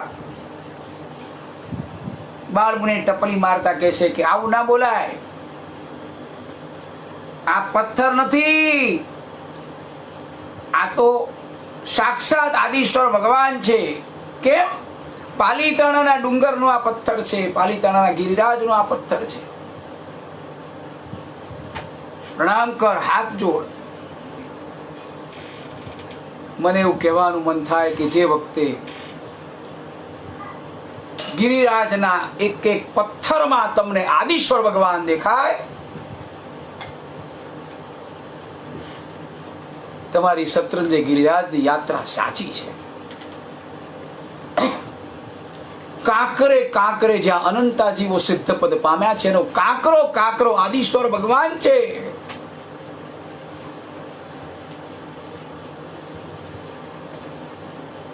ગિરિરાજના પથ્થરમાં આદિશ્વર ભગવાન દેખાય છે અને ત્યાં પોતે દેવવંદન કરે છે.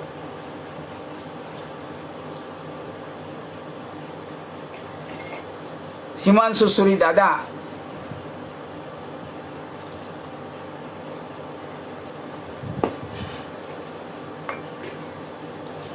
એક વખત 16 ઉપવાસના પચખાણ કર્યા. ગિરનાર તીર્થની અંદર બિરાજમાન હતા. પહેલા 10 દિવસ ગિરનાર તીર્થની યાત્રા કરી, પગે ચડીને. ડોળીમાં ક્યારેય બેઠા નથી, આખી જિંદગીમાં ડોળીમાં બેઠા નથી. 96 વર્ષ સુધી વિહાર કર્યો છે. અને મેં એમના પરમ ભક્ત અને ચંદ્રશેખર મહારાજના શિષ્ય હેમવલ્લભ સુરી મહારાજને પૂછેલું, એમની સેવામાં ચંદ્રશેખર મહારાજે રાખેલા. એમને પૂછ્યું હતું કે સાહેબ, છેલ્લા વર્ષમાં તો કોઈ વિહાર નહીં કરી શક્યા હોય? તો કે ના, એવું નથી. મૃત્યુ થયું એ વર્ષે, છેલ્લા વર્ષે પણ એમણે 500 કિલોમીટરનો વિહાર કર્યો, તે પણ પગે પગે. ચાલી શકાય નહીં, ઘૂંટણોમાં વેદના થાય, અને છતાં પણ એક શિષ્ય બગલમાંથી પકડે, બીજો અહીંયાથી પકડે, ને ધીમે ધીમે પગે પગે જ વિહાર કરવાનો. એ હિમાંશુ સુરી દાદા એમની પાવન નિશ્રાની અંદર નવસારી મિચ્છામીક્રમ અમદાવાદ તપોવનના અંદર અંજન સલાકા કરાવવાનું સૌભાગ્ય મને મળ્યું વિધિકાર તરીકે. કેવું મારું સૌભાગ્ય છે કે આમ અમે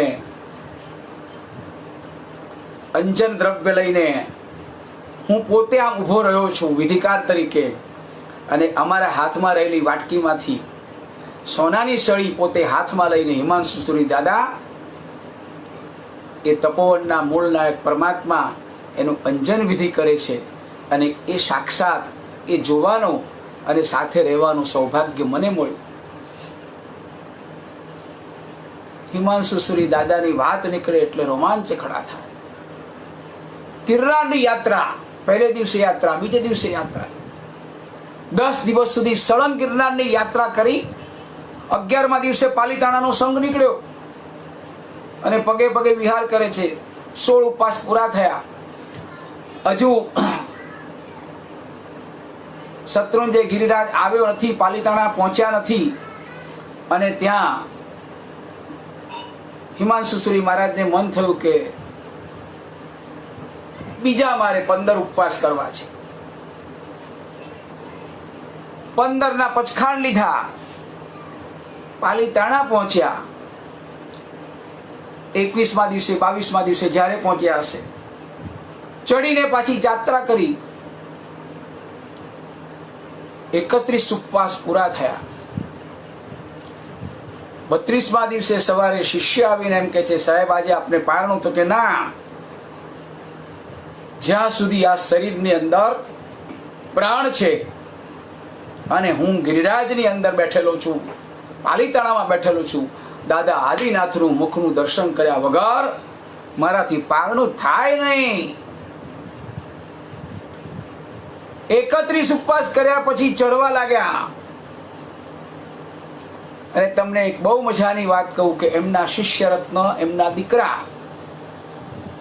શિષ્ય રત્ન તો નહોતા, હિમાંશુ સુરી મહારાજ અને નરરત્ન સુરી મહારાજ બંને મારા ખ્યાલ પ્રમાણે રામચંદ્ર સુરી મહારાજના શિષ્ય. પણ દીકરો નરરત્ન સુરી મહારાજ ખરેખર નરરત્ન હતા. તપ એવો કરી શકતા નહીં, પણ બાપની ગુરુની જે ભક્તિ કરી છે, કમાલ કરી નાખી છે. ઘણી વાર એમ કહું કે દુનિયામાં આવો બાપ ન મળે, આવો દીકરો ન મળે. હિમાંશુ સુરી દાદાની સાથે નરરત્ન સુરી મહારાજ સાથે સાથે ગિરિરાજની યાત્રા કરતા હિંગળાજના હડે પહોંચે અને ગુરુ મહારાજ એમ કે, પોતાના બાપને ગુરુ જ કહેતા, ગુરુ મહારાજ. ગુરુ મહારાજ એમ કે મને માતૃ કરવાની શંકા થઈ છે. સાથે પ્યાલો સાથે રાખેલો હોય, ખૂણામાં બેસાડી લઈ જઈ એમને માતૃ કરાવે, ઉપર ઢાંકણું ઢાંકી દે, પેશાબ ગિરિરાજ ઉપર પઠવાય નહીં. ગુરુ મહારાજને કે આપ પધારો દાદાના દરબારમાં, હું નીચે માતૃ પઠવીને આવું છું. હિંગળાજના હળેથી નીચે ઉતરે અને ઠેઠ નીચે આવી અને ધરતી ઉપર જણાપૂર્વક એ માતૃ પઠવીને વળી પાછા પતલું શરીર. હિમાંશુ સુરી દાદા થોડા જાડા હતા અને નરરત્ન સુરી મહારાજ સોટા જેવા, થડ થડ થડ થડ ચડી જાય. અને એ વખતે હિમાંશુ સુરી મહારાજ પહોંચી ગયા હોય દાદાના દરબારમાં, એમની સાથે જોઈન્ટ થઈ જાય અને એમની સાથે પાછા ચૈતવંદનમાં લાગી જાય. આવું એક વાર નહીં, અનેકાનેક વાર બને. કોઈ વાર હિંગળાજ નડેથી, કોઈ વાર એનાથી ઉપર પહોંચી ગયા હોય. માતૃ ગુરુ મહારાજનું પઠવા માટે નીચે જવાનું, પાછું ઉપર ચડવાનું. આવો દીકરો ક્યાં મળે, આવો પુત્ર ક્યાં મળે? પરમ સૌભાગ્ય.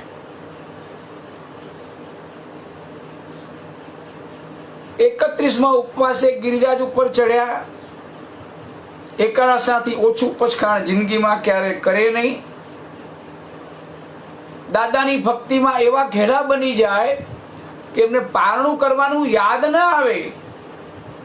આપણે તો જિંદગીમાં કોઈ તપ કરીએ નહીં. સાચું કહું તો મારી જિંદગીમાં, મારી પોતાની પર્સનલ જિંદગીની વાત કરું તો બહુ તપની બાબતમાં બહુ નબળો. અઠ્ઠમથી વધારે જિંદગીમાં ક્યારે પચખાણ કર્યું નથી. અઠ્ઠમ કર્યા ત્યારે નાની ઉંમરમાં ઘણા કર્યા, એ પછી આગળ વધી શકાયું નથી. અને આજે સંવત્સરીનો ઉપવાસ કરવાનું પાકું, બાકી કોઈ લાંબો તપ થાય નહીં. ક્યારેક આંબેલ સહજ ભાવે થઈ જાય, પ્રેમથી થાય, પણ તે પણ વારંવાર કરવાનો ઉલ્લાસ ન જાગે. અને જ્યારે આવા તપસ્વીઓની વાત યાદ કરું, ગદગદિત થઈ જવાય. આપણા જેવા જલ્દી તપ કરે નહીં, અને કરે અઠ્ઠઈ કરે તો આમ અઠ્ઠઈનું પારણું હોય તો 8 ને 1 મિનિટે નોકાશી આવી જતી હોય તો 8 ને 2 મિનિટે પરાઈ જ ગયું હોય, પચખાણ પરાઈ ગયું હોય, ચાલુ થઈ ગયું હોય પારણું. હિમાંશુ સુરી દાદાને પારણું કરવાની કોઈ ઉતાવળ નથી. સાંજે 4 વાગે નીચે ઉતરે છે. કેમ આટલી બધી વાર લાગે? દેરાસરમાં દાદાની સામે બેઠા હોય, એક સ્તવન બોલે, બીજું બોલે, ત્રીજું બોલે, બાજુવાળા શિષ્યથી કહેવાય નહીં કે સાહેબ મોડું થાય છે, નીચે ઉતરો. બોલાય નહીં, એક શબ્દ ના બોલાય. આવા વિનયના ભંડાર શિષ્યો 7 સ્તવનો બોલે ત્યારે એમને એમ લાગે કે હા, હવે મારે દાદાની ભક્તિ થઈ. સાંજે 4 વાગે નીચે ઉતરે છે, ભક્તો આવી જાય છે સાહેબ. એમાં કોઈ ગેલા ભક્ત હોય ને, ઉતાવળિયા, સાહેબ સાહેબ આજે આપને પારણું છે, એકાશનાની બધી વ્યવસ્થા થઈ ગઈ છે. સાહેબ હિમાંશુ શ્રી દાદા પૂછે, એકાશનાની વ્યવસ્થા કોના માટે અત્યારે 4 વાગે? અને કોઈ બિચારો અવિવેકી શ્રાવક બોલી જાય, સાહેબ તો આપને આજે પારણું છે ને? હા, એટલે મારા માટે તમે બનાવ્યું છે.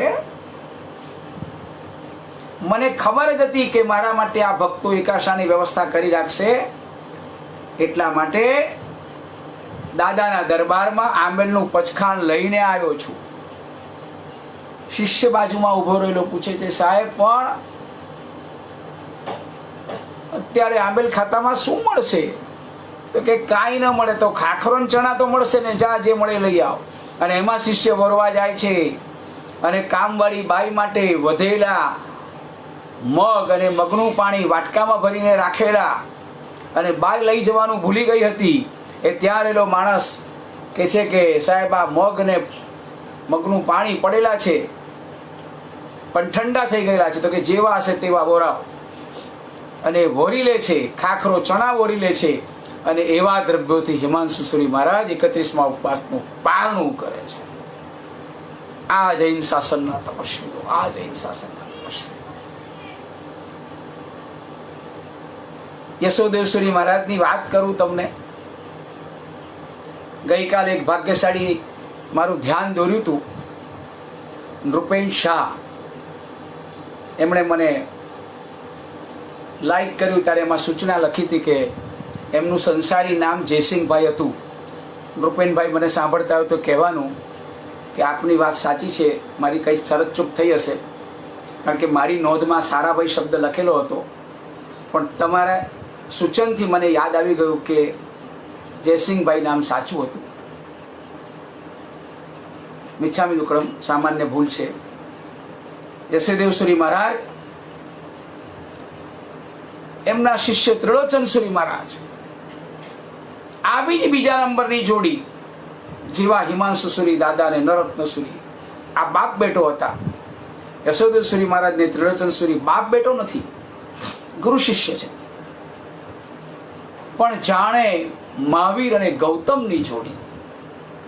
36 કરોડ નમસ્કાર મહામંત્રના સાધક યશોદેવસુરી મહારાજ, એમના પહેલા નંબરના શિષ્ય ત્રિલોચનસુરી મહારાજ, એમની જિંદગીમાં એમણે 228 કરેલી, 228. પણ ગુરુના કેવા ભક્ત, કેવા વિનયશીલ સાધુ.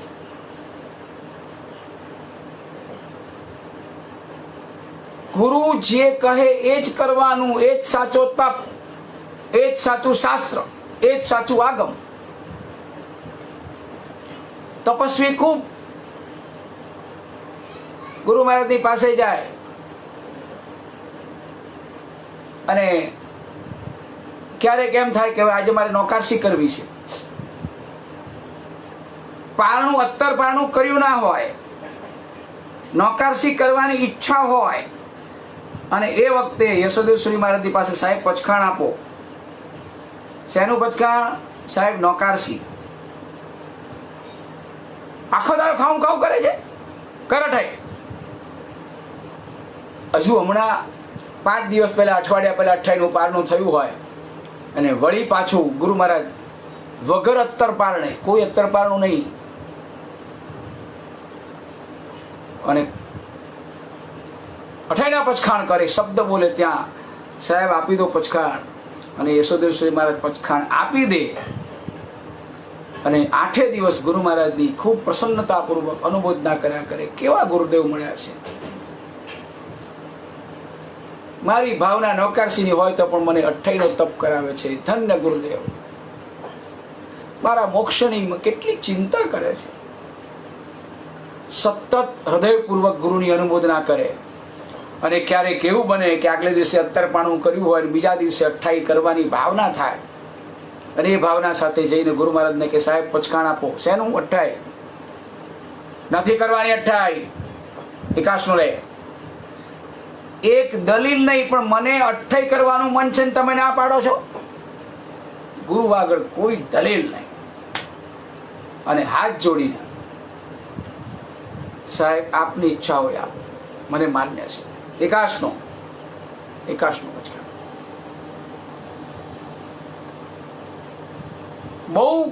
બહુ ગંભીર વાત છે. જ્યારે તમે દ્રવ્ય તપ કરવાનું કોઈ મહત્વ નથી. મહત્વ એનું છે કે તમે ગુરુની આજ્ઞાને કેટલા સમર્પિત છો,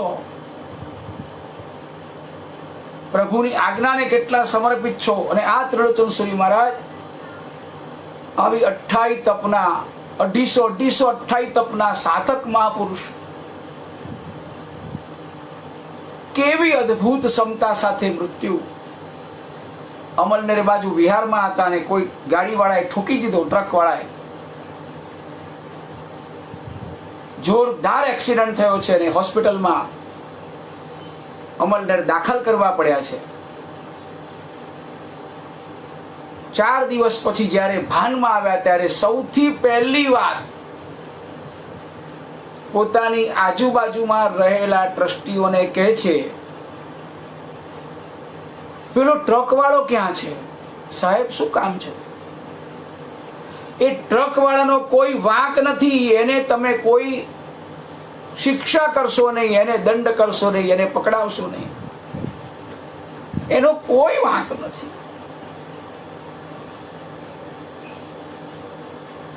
સૌથી પહેલા ટ્રક વાળાને યાદ કરે છે. કોઈ એને પોલીસ વાળા પકડીને જેલમાં નાખી દે. બીજા જીવોના હિતની ચિંતા જેના અણુમાં પ્રસરી છે, જૈન શાસનનો સાચો સાધુ છે. અને આ વાત જ્યારે પેલા ટ્રક વાળાને એક્સિડન્ટ થયા પછી કુદરતી રીતે એને એટલો પશ્ચાતાપ થયેલો. રોજ મારા સાહેબના ખબર કાઢવા આવે, લાયક માણસ હશે. અને જ્યાં આ વાત એને સાંભળવા મળી કે ગુરુ મહારાજ તમારી ચિંતા કરતા હતા અને કહેતા હતા કે એનો કોઈ વાંક નથી, એને કોઈ દંડશો નહીં, પોલીસ કમ્પ્લેન કરશો નહીં. એ વાત સાંભળ્યા પછી 1.5 મહિના સુધી હોસ્પિટલમાં રહ્યા. એ તમામ દિવસોની અંદર પેલો ડ્રાઈવર જેના હાથે ભૂલ થયેલી રોજ ગુરુ મહારાજને વંદન કરવા આવે, રોજ માફી માગે. એમનો ભક્ત બની ગયો. જૈન શાસન પ્રત્યે જબરજસ્ત અવભાવ ધારણ કરનારો બની ગયો. આવા મહાન તપસ્વીઓ જૈન શાસનને મળેલા છે.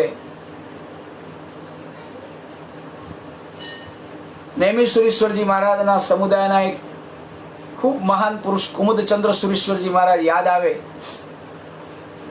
93 વર્ષની વય સુધીમાં 100 ઓળી ઉપરાંત ફરીવાર પાયો નાખીને 75 ઓળી કરી. એમના તપની ખૂબ વિસ્તારવાળી વાત, સંક્ષેપ મારી પાસે એની નોંધ છે. સળંગ 500 આંબેલ અને સળંગ 600 આંબેલ મળીને કુલ 10,000 આંબેલ કર્યા. સળંગ જીવનમાં આ આંબેલની તપશ્ચર્યા, એની સાથે સાથે 19 તો સિદ્ધિ તપ કરેલા, અને એમાં 17મો સિદ્ધિ તપ પારણામાં આંબેલ વડે પારણું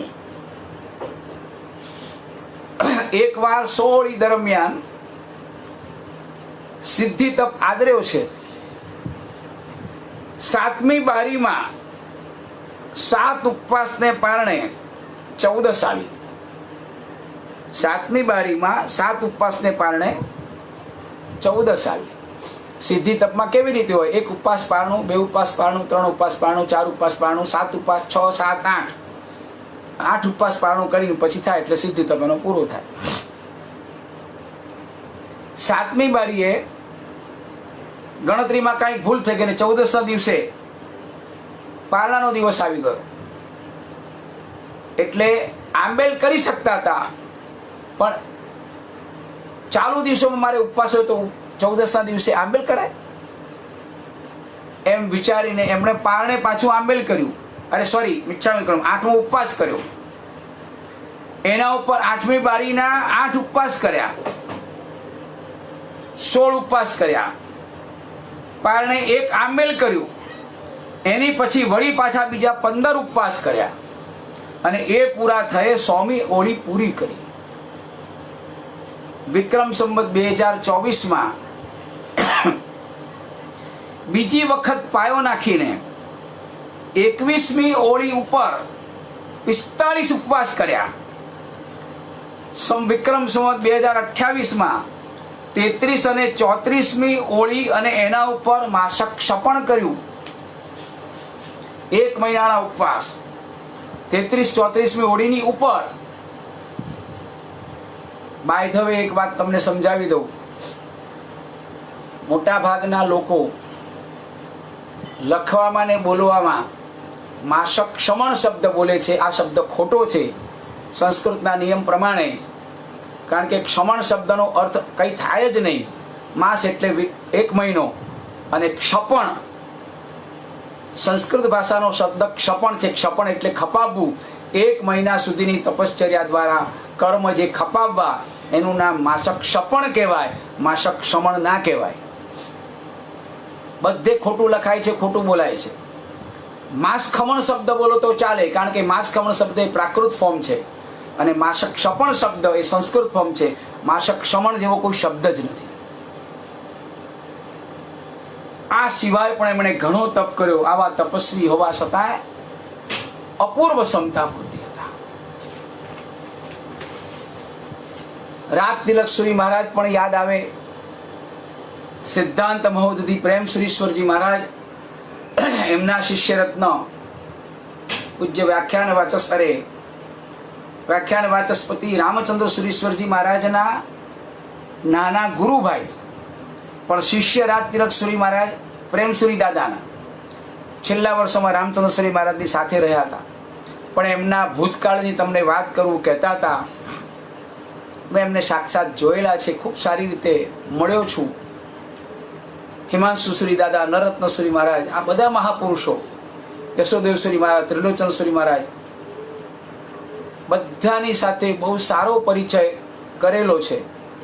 કુમુદચંદ્ર સુરીશ્વરજી નામના આચાર્ય ભગવંતના દર્શન કરેલા છે. એ કહેતા હતા રાજ તિલક સુરી મહારાજ કે મને તો આંબેલનું ભાવે જ નહીં, પણ પ્રેમ શ્રી દાદાની કૃપા એવી વર્ષી કે વર્ધમાન તપની 16 પૂરી કરી, ફરી વાર બીજી વાર પાયો નાખીને 16 પૂરી કરી, ત્રીજી વાર પાયો નાખીને 89 ઓળી પૂરી કરી.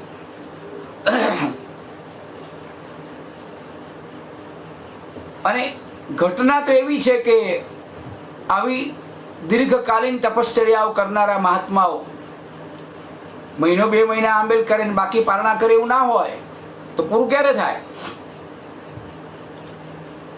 11 મહિના, વર્ષમાં 11 મહિના આંબેલ કરીને 1 મહિનો જે વચ્ચે પારણું કરે, 6 મહિનાના સળંગ આંબેલ ચાલે ને વચ્ચે 15 દિવસ પારણું કરે, આખા વર્ષમાં મહિનો એકાદ, મહિનો સવા મહિનો વિગયનું વાપરતા હોય. પણ એમ કહેતા હતા કે હું જ્યારે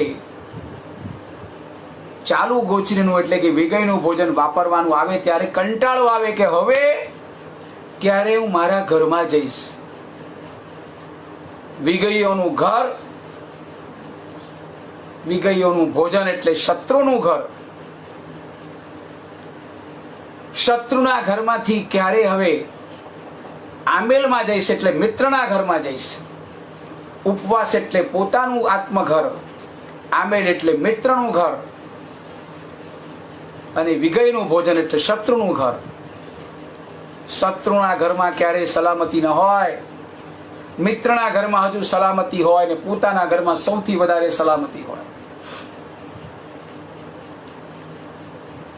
હંસ કીર્તિ સાધ્વીજી મહારાજ સાહેબની પણ ખૂબ તપશ્ચર્યાની અદ્ભુત વાતો 300 ઓળી તેમણે પૂરી કરી નાખી છે. બીજા કેટલાક તપસ્વીઓની વાત કરી અને આજનું આપણું વક્તવ્ય પૂર્ણ કરીશ. વર્તમાન કાળના મહાન તપસ્વીઓમાં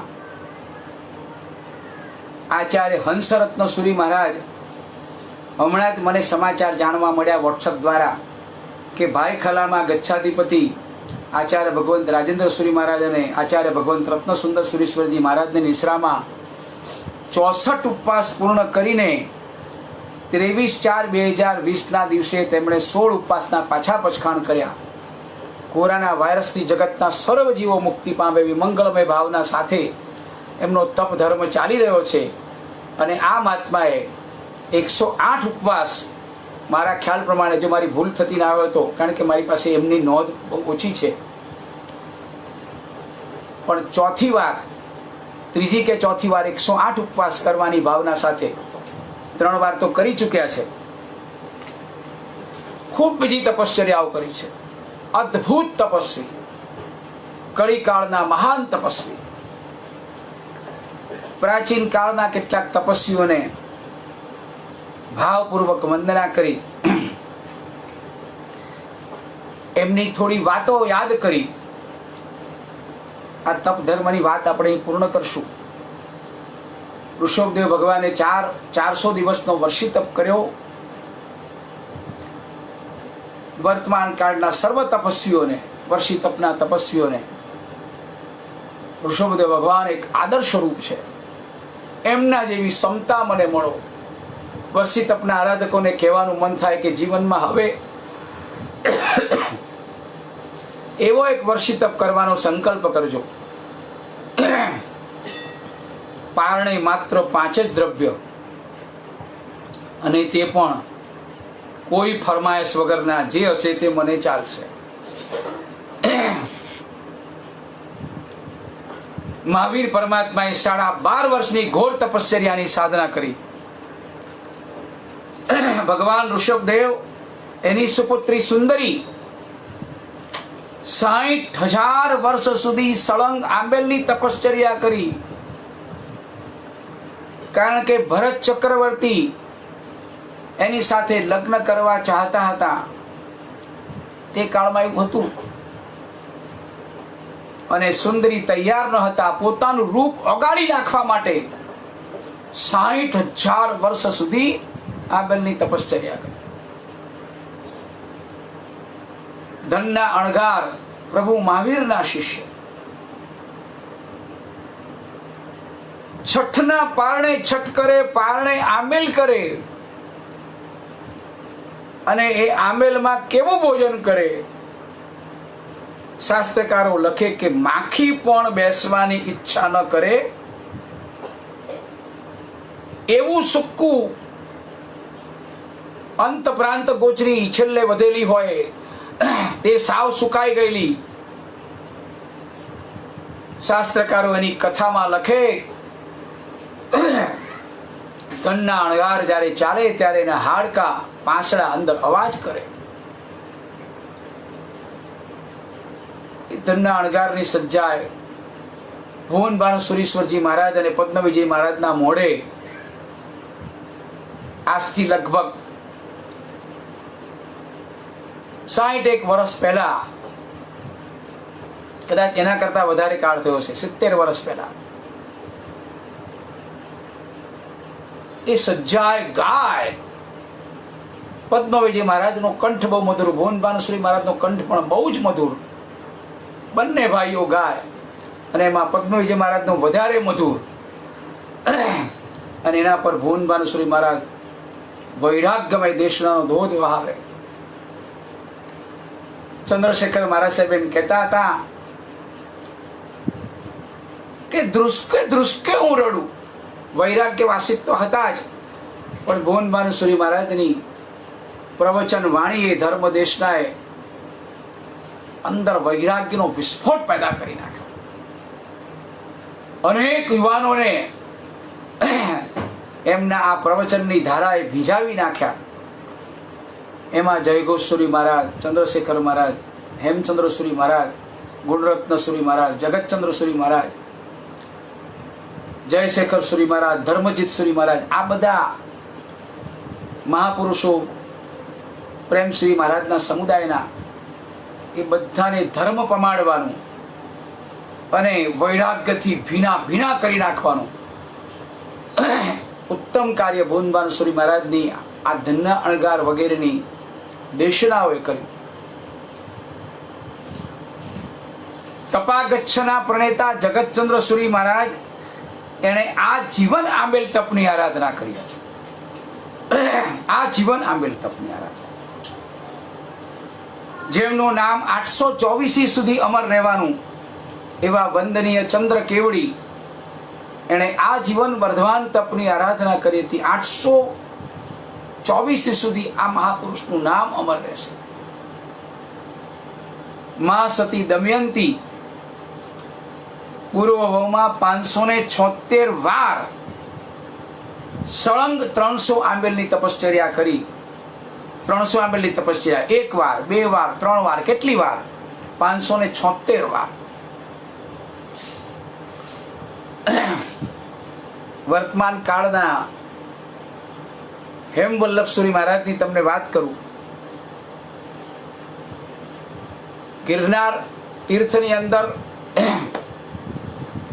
એની રક્ષા કરવા માટે આ મહાપુરુષ જબરજસ્ત તનતોડ મહેનત કરી રહ્યા છે.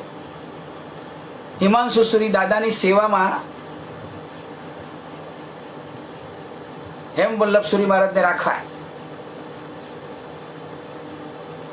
એ પહેલાની એક વાત કરું. 100 ઓળી એમની પૂરી થવાની હતી. પૂરી થઈ, પારણું થયું. ચંદ્રશેખર મહારાજ સાહેબના ખુદના મુખે મેં આ સાંભળેલી વાત કહું છું. ગુરુદેવને વંદન કરવા ગયો નવસારી તપોવનમાં. સાહેબ પાઠ પર બિરાજમાન છે, હું નીચે બેઠેલો છું, વંદન કરીને બેઠો. ત્યાં હેમવલ્લભ વિજય મહારાજ ત્યારે મુનિ હતા, ગુરુદેવને વંદન કરવા માટે આવ્યા. અને ગુરુદેવને જ્યારે વંદના કરે છે ત્યારે ગુરુદેવ મને કહી રહ્યા છે, ચંદ્રશેખર મહારાજ મને કહી રહ્યા છે, ધનંજય ઉભો થા, અમને વંદન કર, વંદન કર. મેં કીધું સાહેબ અચાનક કેમ આમ કહો છો? તું એને પેલા વંદન કર. સાહેબની સૂચનાથી મેં એમને વંદન કર્યું. હેમવલ્લભ વિજય મહારાજ સાહેબ અંદર ગયા. સાહેબ મને કહે છે, આ સાધુ તને ખબર છે? હું સાહેબ સંભળાવ. 100મી ઓળીનું એનું પારણું પણ જીવનભર આંબેલ કરવાના સંકલ્પ વાળો આંબેલનો તપસ્વી સાધુ રોજ આંબેલ કર્યા કરે. 100મી ઓળીનું પારણું છે, એ પારણાના દિવસે એ મારી પાસે આવ્યો અને મને કહે છે, ગુરુદેવ મને વાસક્ષેપ નાખો. ચંદ્રશેખર મહારાજ સાહેબની એક આદત હતી, કહેતા હતા એ સાહેબ, જ્યારે ને ત્યારે વાસક્ષેપ નખાવા માટે નહીં આવી જવાનું. વિશિષ્ટ કારણ હોય, ખાસ તપશ્ચર્યા હોય, કોઈ વિશેષ સાધના હોય, વાસક્ષેપ નખાવી જાઓ. અને એમને વાસક્ષેપની કંઈક એલર્જી હતી, એટલા માટે છેલ્લે બરાસનો ભૂક્કો રાખતા હતા. અને એ કે સાહેબ પોતે કહી રહ્યા છે મને કે 100મી ઓળીના પારણાના દિવસે સવારે મારી પાસે પચખાણ લેવા હેમવલ્લભ આવ્યો અને મને કહે છે, સાહેબ વાસક્ષેપ નાખો. એ વખતે મેં એને પૂછ્યું, કેમ, આજે કઈ વિશેષ ઘટના છે કે મારી પાસે વાસક્ષેપ નખાવો છે? ત્યારે આ શિષ્ય બોલે છે કે આજે મારે 100મી ઓળીનું પારણું છે. અને ત્યાં ગુરુદેવ કહે છે કે હું તો ગદગદિત થઈ ગયો, શું વાત કરે છે? તને 100મી ઓળીનું આજે પારણું છે ને મને ખબર નથી?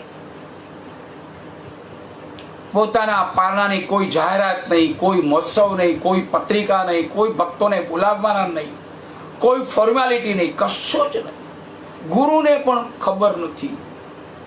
અને ગુરુદેવ એમ કહે છે કે હું તો આમ એવો ગદગદિત થઈ ગયો, ઊભો થયો, દોડ્યો, સાધુઓ જલ્દી આવો, જલ્દી આવો.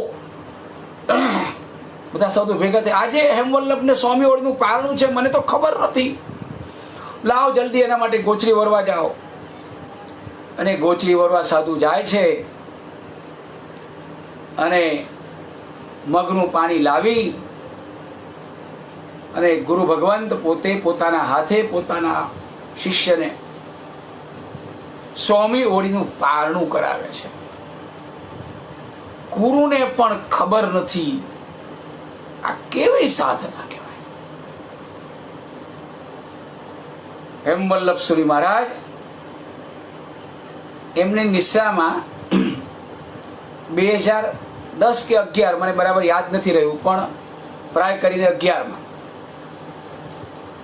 3-3.5 મહિના સુધી એમના શિષ્યોને અને એમની નિશ્રામાં આવેલા સાધ્વીજી ભગવંતોને ભણાવવા જવાનું સૌભાગ્ય મને મળ્યું. હું ત્યાં જ રહ્યો 3.5 મહિના સુધી, અને રોજ 5-5 કલાક સાધુ ભગવંતો અને સાધ્વીજી ભગવંતો મારી પાસે ભણવા બેસતા. અને એમાં સૌભાગ્યની વાત કહું કે હેમવલ્લભ સુરી મહારાજ તપસ્વી બહુ જોરદાર, પણ ભણવાની બાબતમાં કદાચ બીજા સાધુઓ જેટલા જોરદાર નહીં. એ મારી પાસે ઉપદેશ રહસ્ય નામનો ગ્રંથ ભણવા બેસતા હતા. સામે બેઠા હોય હેમવલ્લભ સુરી મહારાજ, મને બહુ એના પ્રત્યે બહુમાન. આવા મહાત્મા બેઠા હોય સામે અને હું એમને ભણાવતો હોઉં,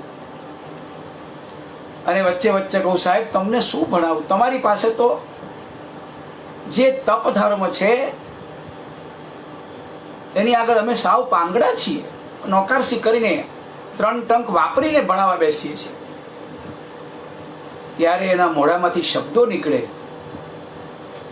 કે મારી પાસે આ બહારનો તપ છે, તમારી પાસે સ્વાધ્યાય નામનું અભ્યંતર તપ છે.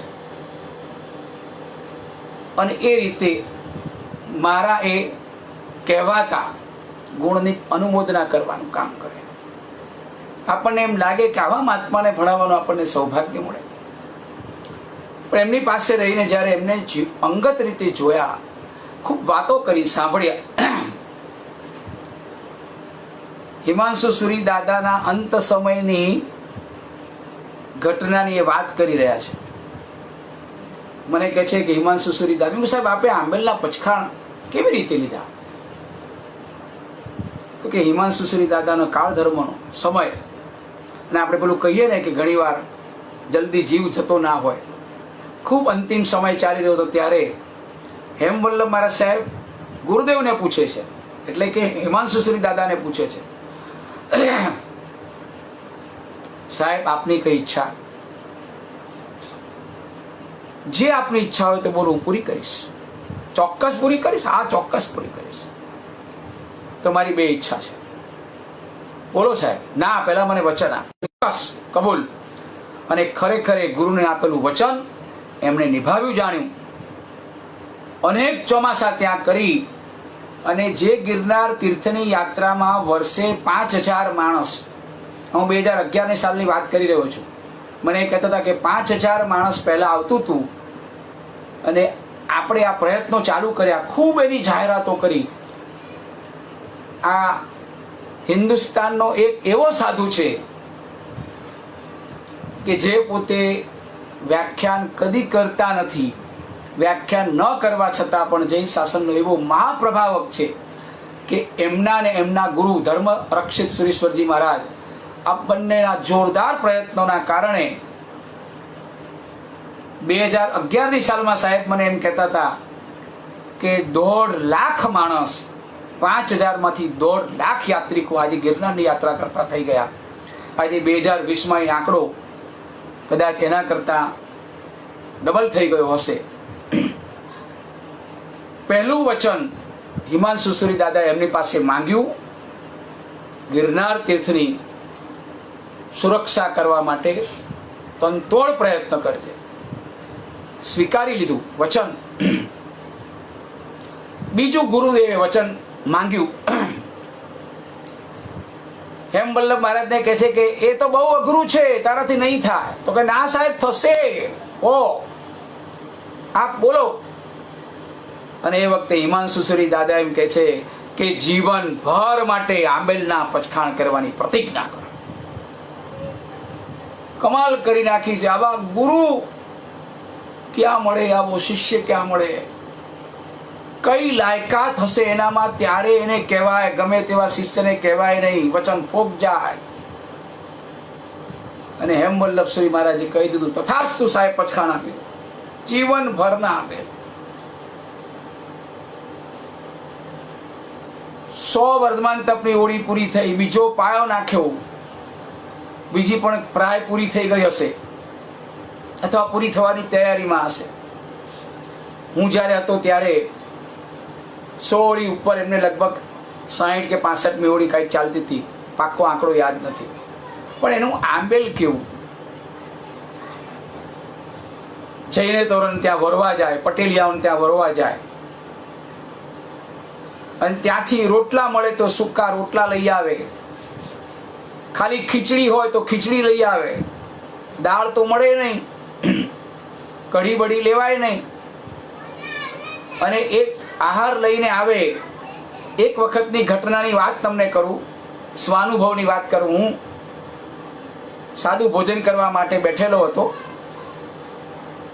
એક મુમુક્ષુ જેવી ભાગ્યશાળી કન્યા આંબેલ કરવા માટે બેઠેલી હતી, અને એ જ વખતે હેમવલ્લભ સુરી મહારાજ સાહેબ પધારે એટલે એકદમ ઊભો થઈ ગયો. હું ઉકાળેલું પાણી પીવું એટલે મારા હાથ પણ ધોવાની કંઈ જરૂર ન રહી, આ ડાબા હાથથી ભોરાવી શકું.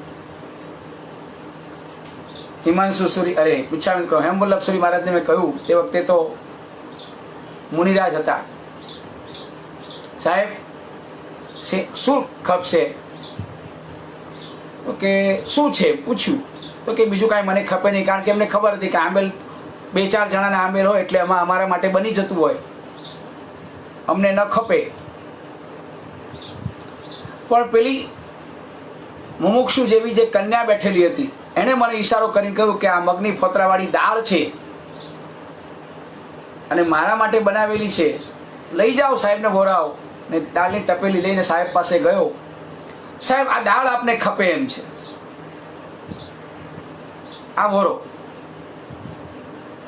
એટલે તરત જ હેમવલ્લભ મહારાજ કહે છે કે ક્યાંથી લાવ્યા? પેલી છોકરી બેઠી છે તેની પાસેથી લાવ્યા? કીધું હા સાહેબ. સાહેબ, એને આંબેલ છે, એના માટે દાળ બનાવેલી છે. મને કે આટલી તપેલી ભરેલી દાળ અને એક આંબેલ કરવા વાળી છોકરી, આટલી બધી દાળ થોડી એ પીતી હોય છે? ચોક્કસ આ અમારા માટે, અમારો મનમાં સંકલ્પ કરીને બનાવેલી હોય, એમને ન ખપે. મેં કીધું સાહેબ, આપના માટે નથી, પણ એક સાધન તરીકે રોટલો ને રોટલી ગળે કેમ ઉતારવું?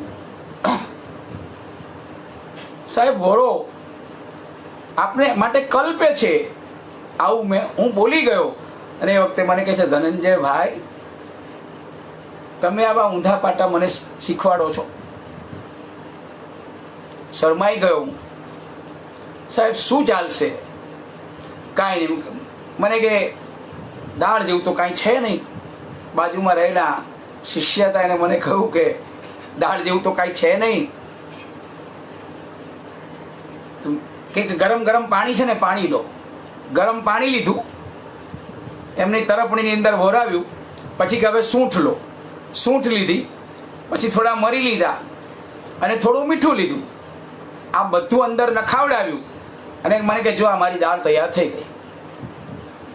આવી રીતે નિર્દોષપણે, સંપૂર્ણપણે આવા આંબેલ કરવા અદ્ભુત છે વાત. છેલ્લી વાત, સિદ્ધાંત મહોદય પ્રેમસુરી દાદાની વાત તમને કરી દઉં, અને આજનું આપણું વક્તવ્ય અહીંયા પૂર્ણ કરશું. 68 વર્ષના સંયમ જીવનમાં સિદ્ધાંત મહોદય પ્રેમસુરીશ્વરજી દાદાએ 60 વર્ષ સુધી લગાતાર એકાસના કર્યા.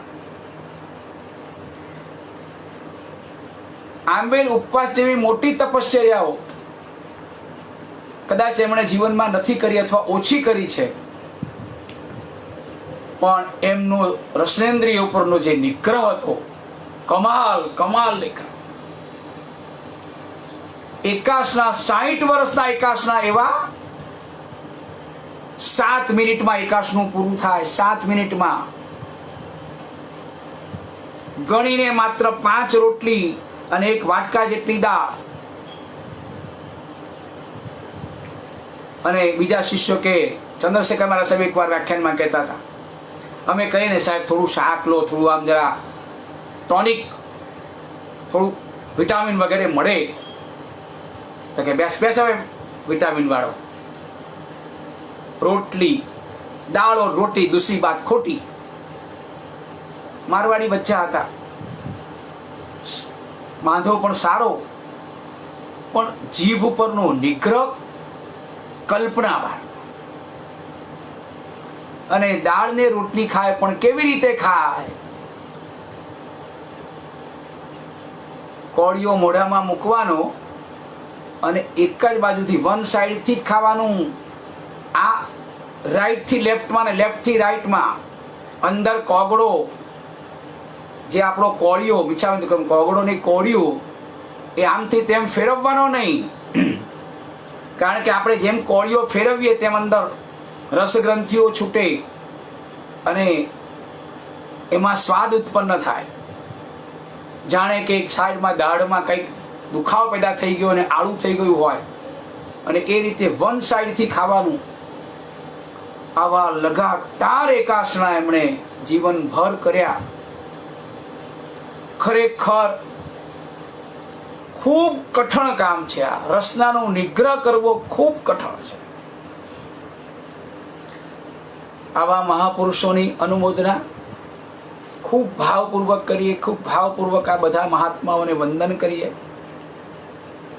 અન્ય અનેક સમુદાયોના પણ મહાન તપસ્વી આત્માઓ, એ તમામને નામી અનામી આપણે જે જાણતા નથી એવા પણ તપસ્વી આત્માઓને ખૂબ ભાવપૂર્વક વંદના કરી.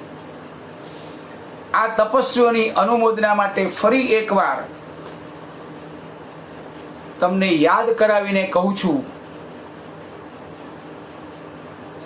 કમ સે કમ 12 મહિના માટે અથવા 6 મહિના માટે અથવા 1 મહિના માટે નો કમ્પ્લેન, નો ફરમાયસ. ભોજનમાં ક્યાંય ખોડ ખાપણ કરવાની નહીં, કાઢવાની જ નહીં. જે માણસો બહુ નખરા કરે છે, ભોજનની થાળીઓ પછાડે છે, એવા માણસોની વાત પણ સાંભળી છે. એમની પત્ની દૃષ્ટિઓ એમનાથી કે આમ જમવા બેઠા છે બધાને ધ્રુજાવશે, જરાક સરખું નહીં થયું તો આમ થાળી પછાડશે.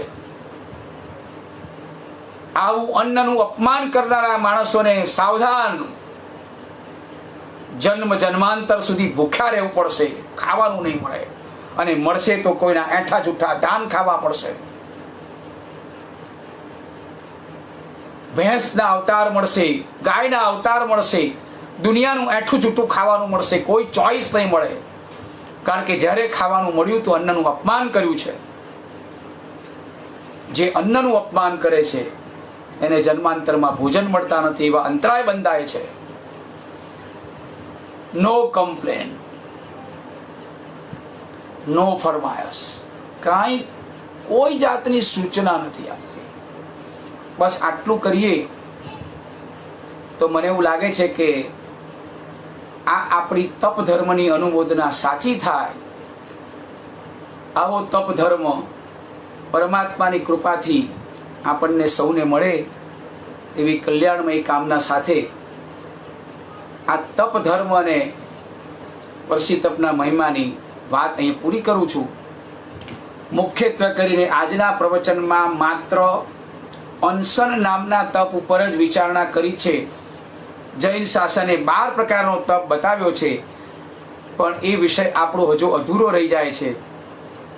ક્યારેક વળી પાછો અવસર મળશે તો એ 12 પ્રકારના તપ, 6 બાહ્ય તપ અને 6 અભ્યંતર તપ, આની વિચારણા અનુકૂળતા હશે તો કોઈક વાર કરીશું. અત્યારે આપણું આ વક્તવ્ય સમાપ્ત કરીએ.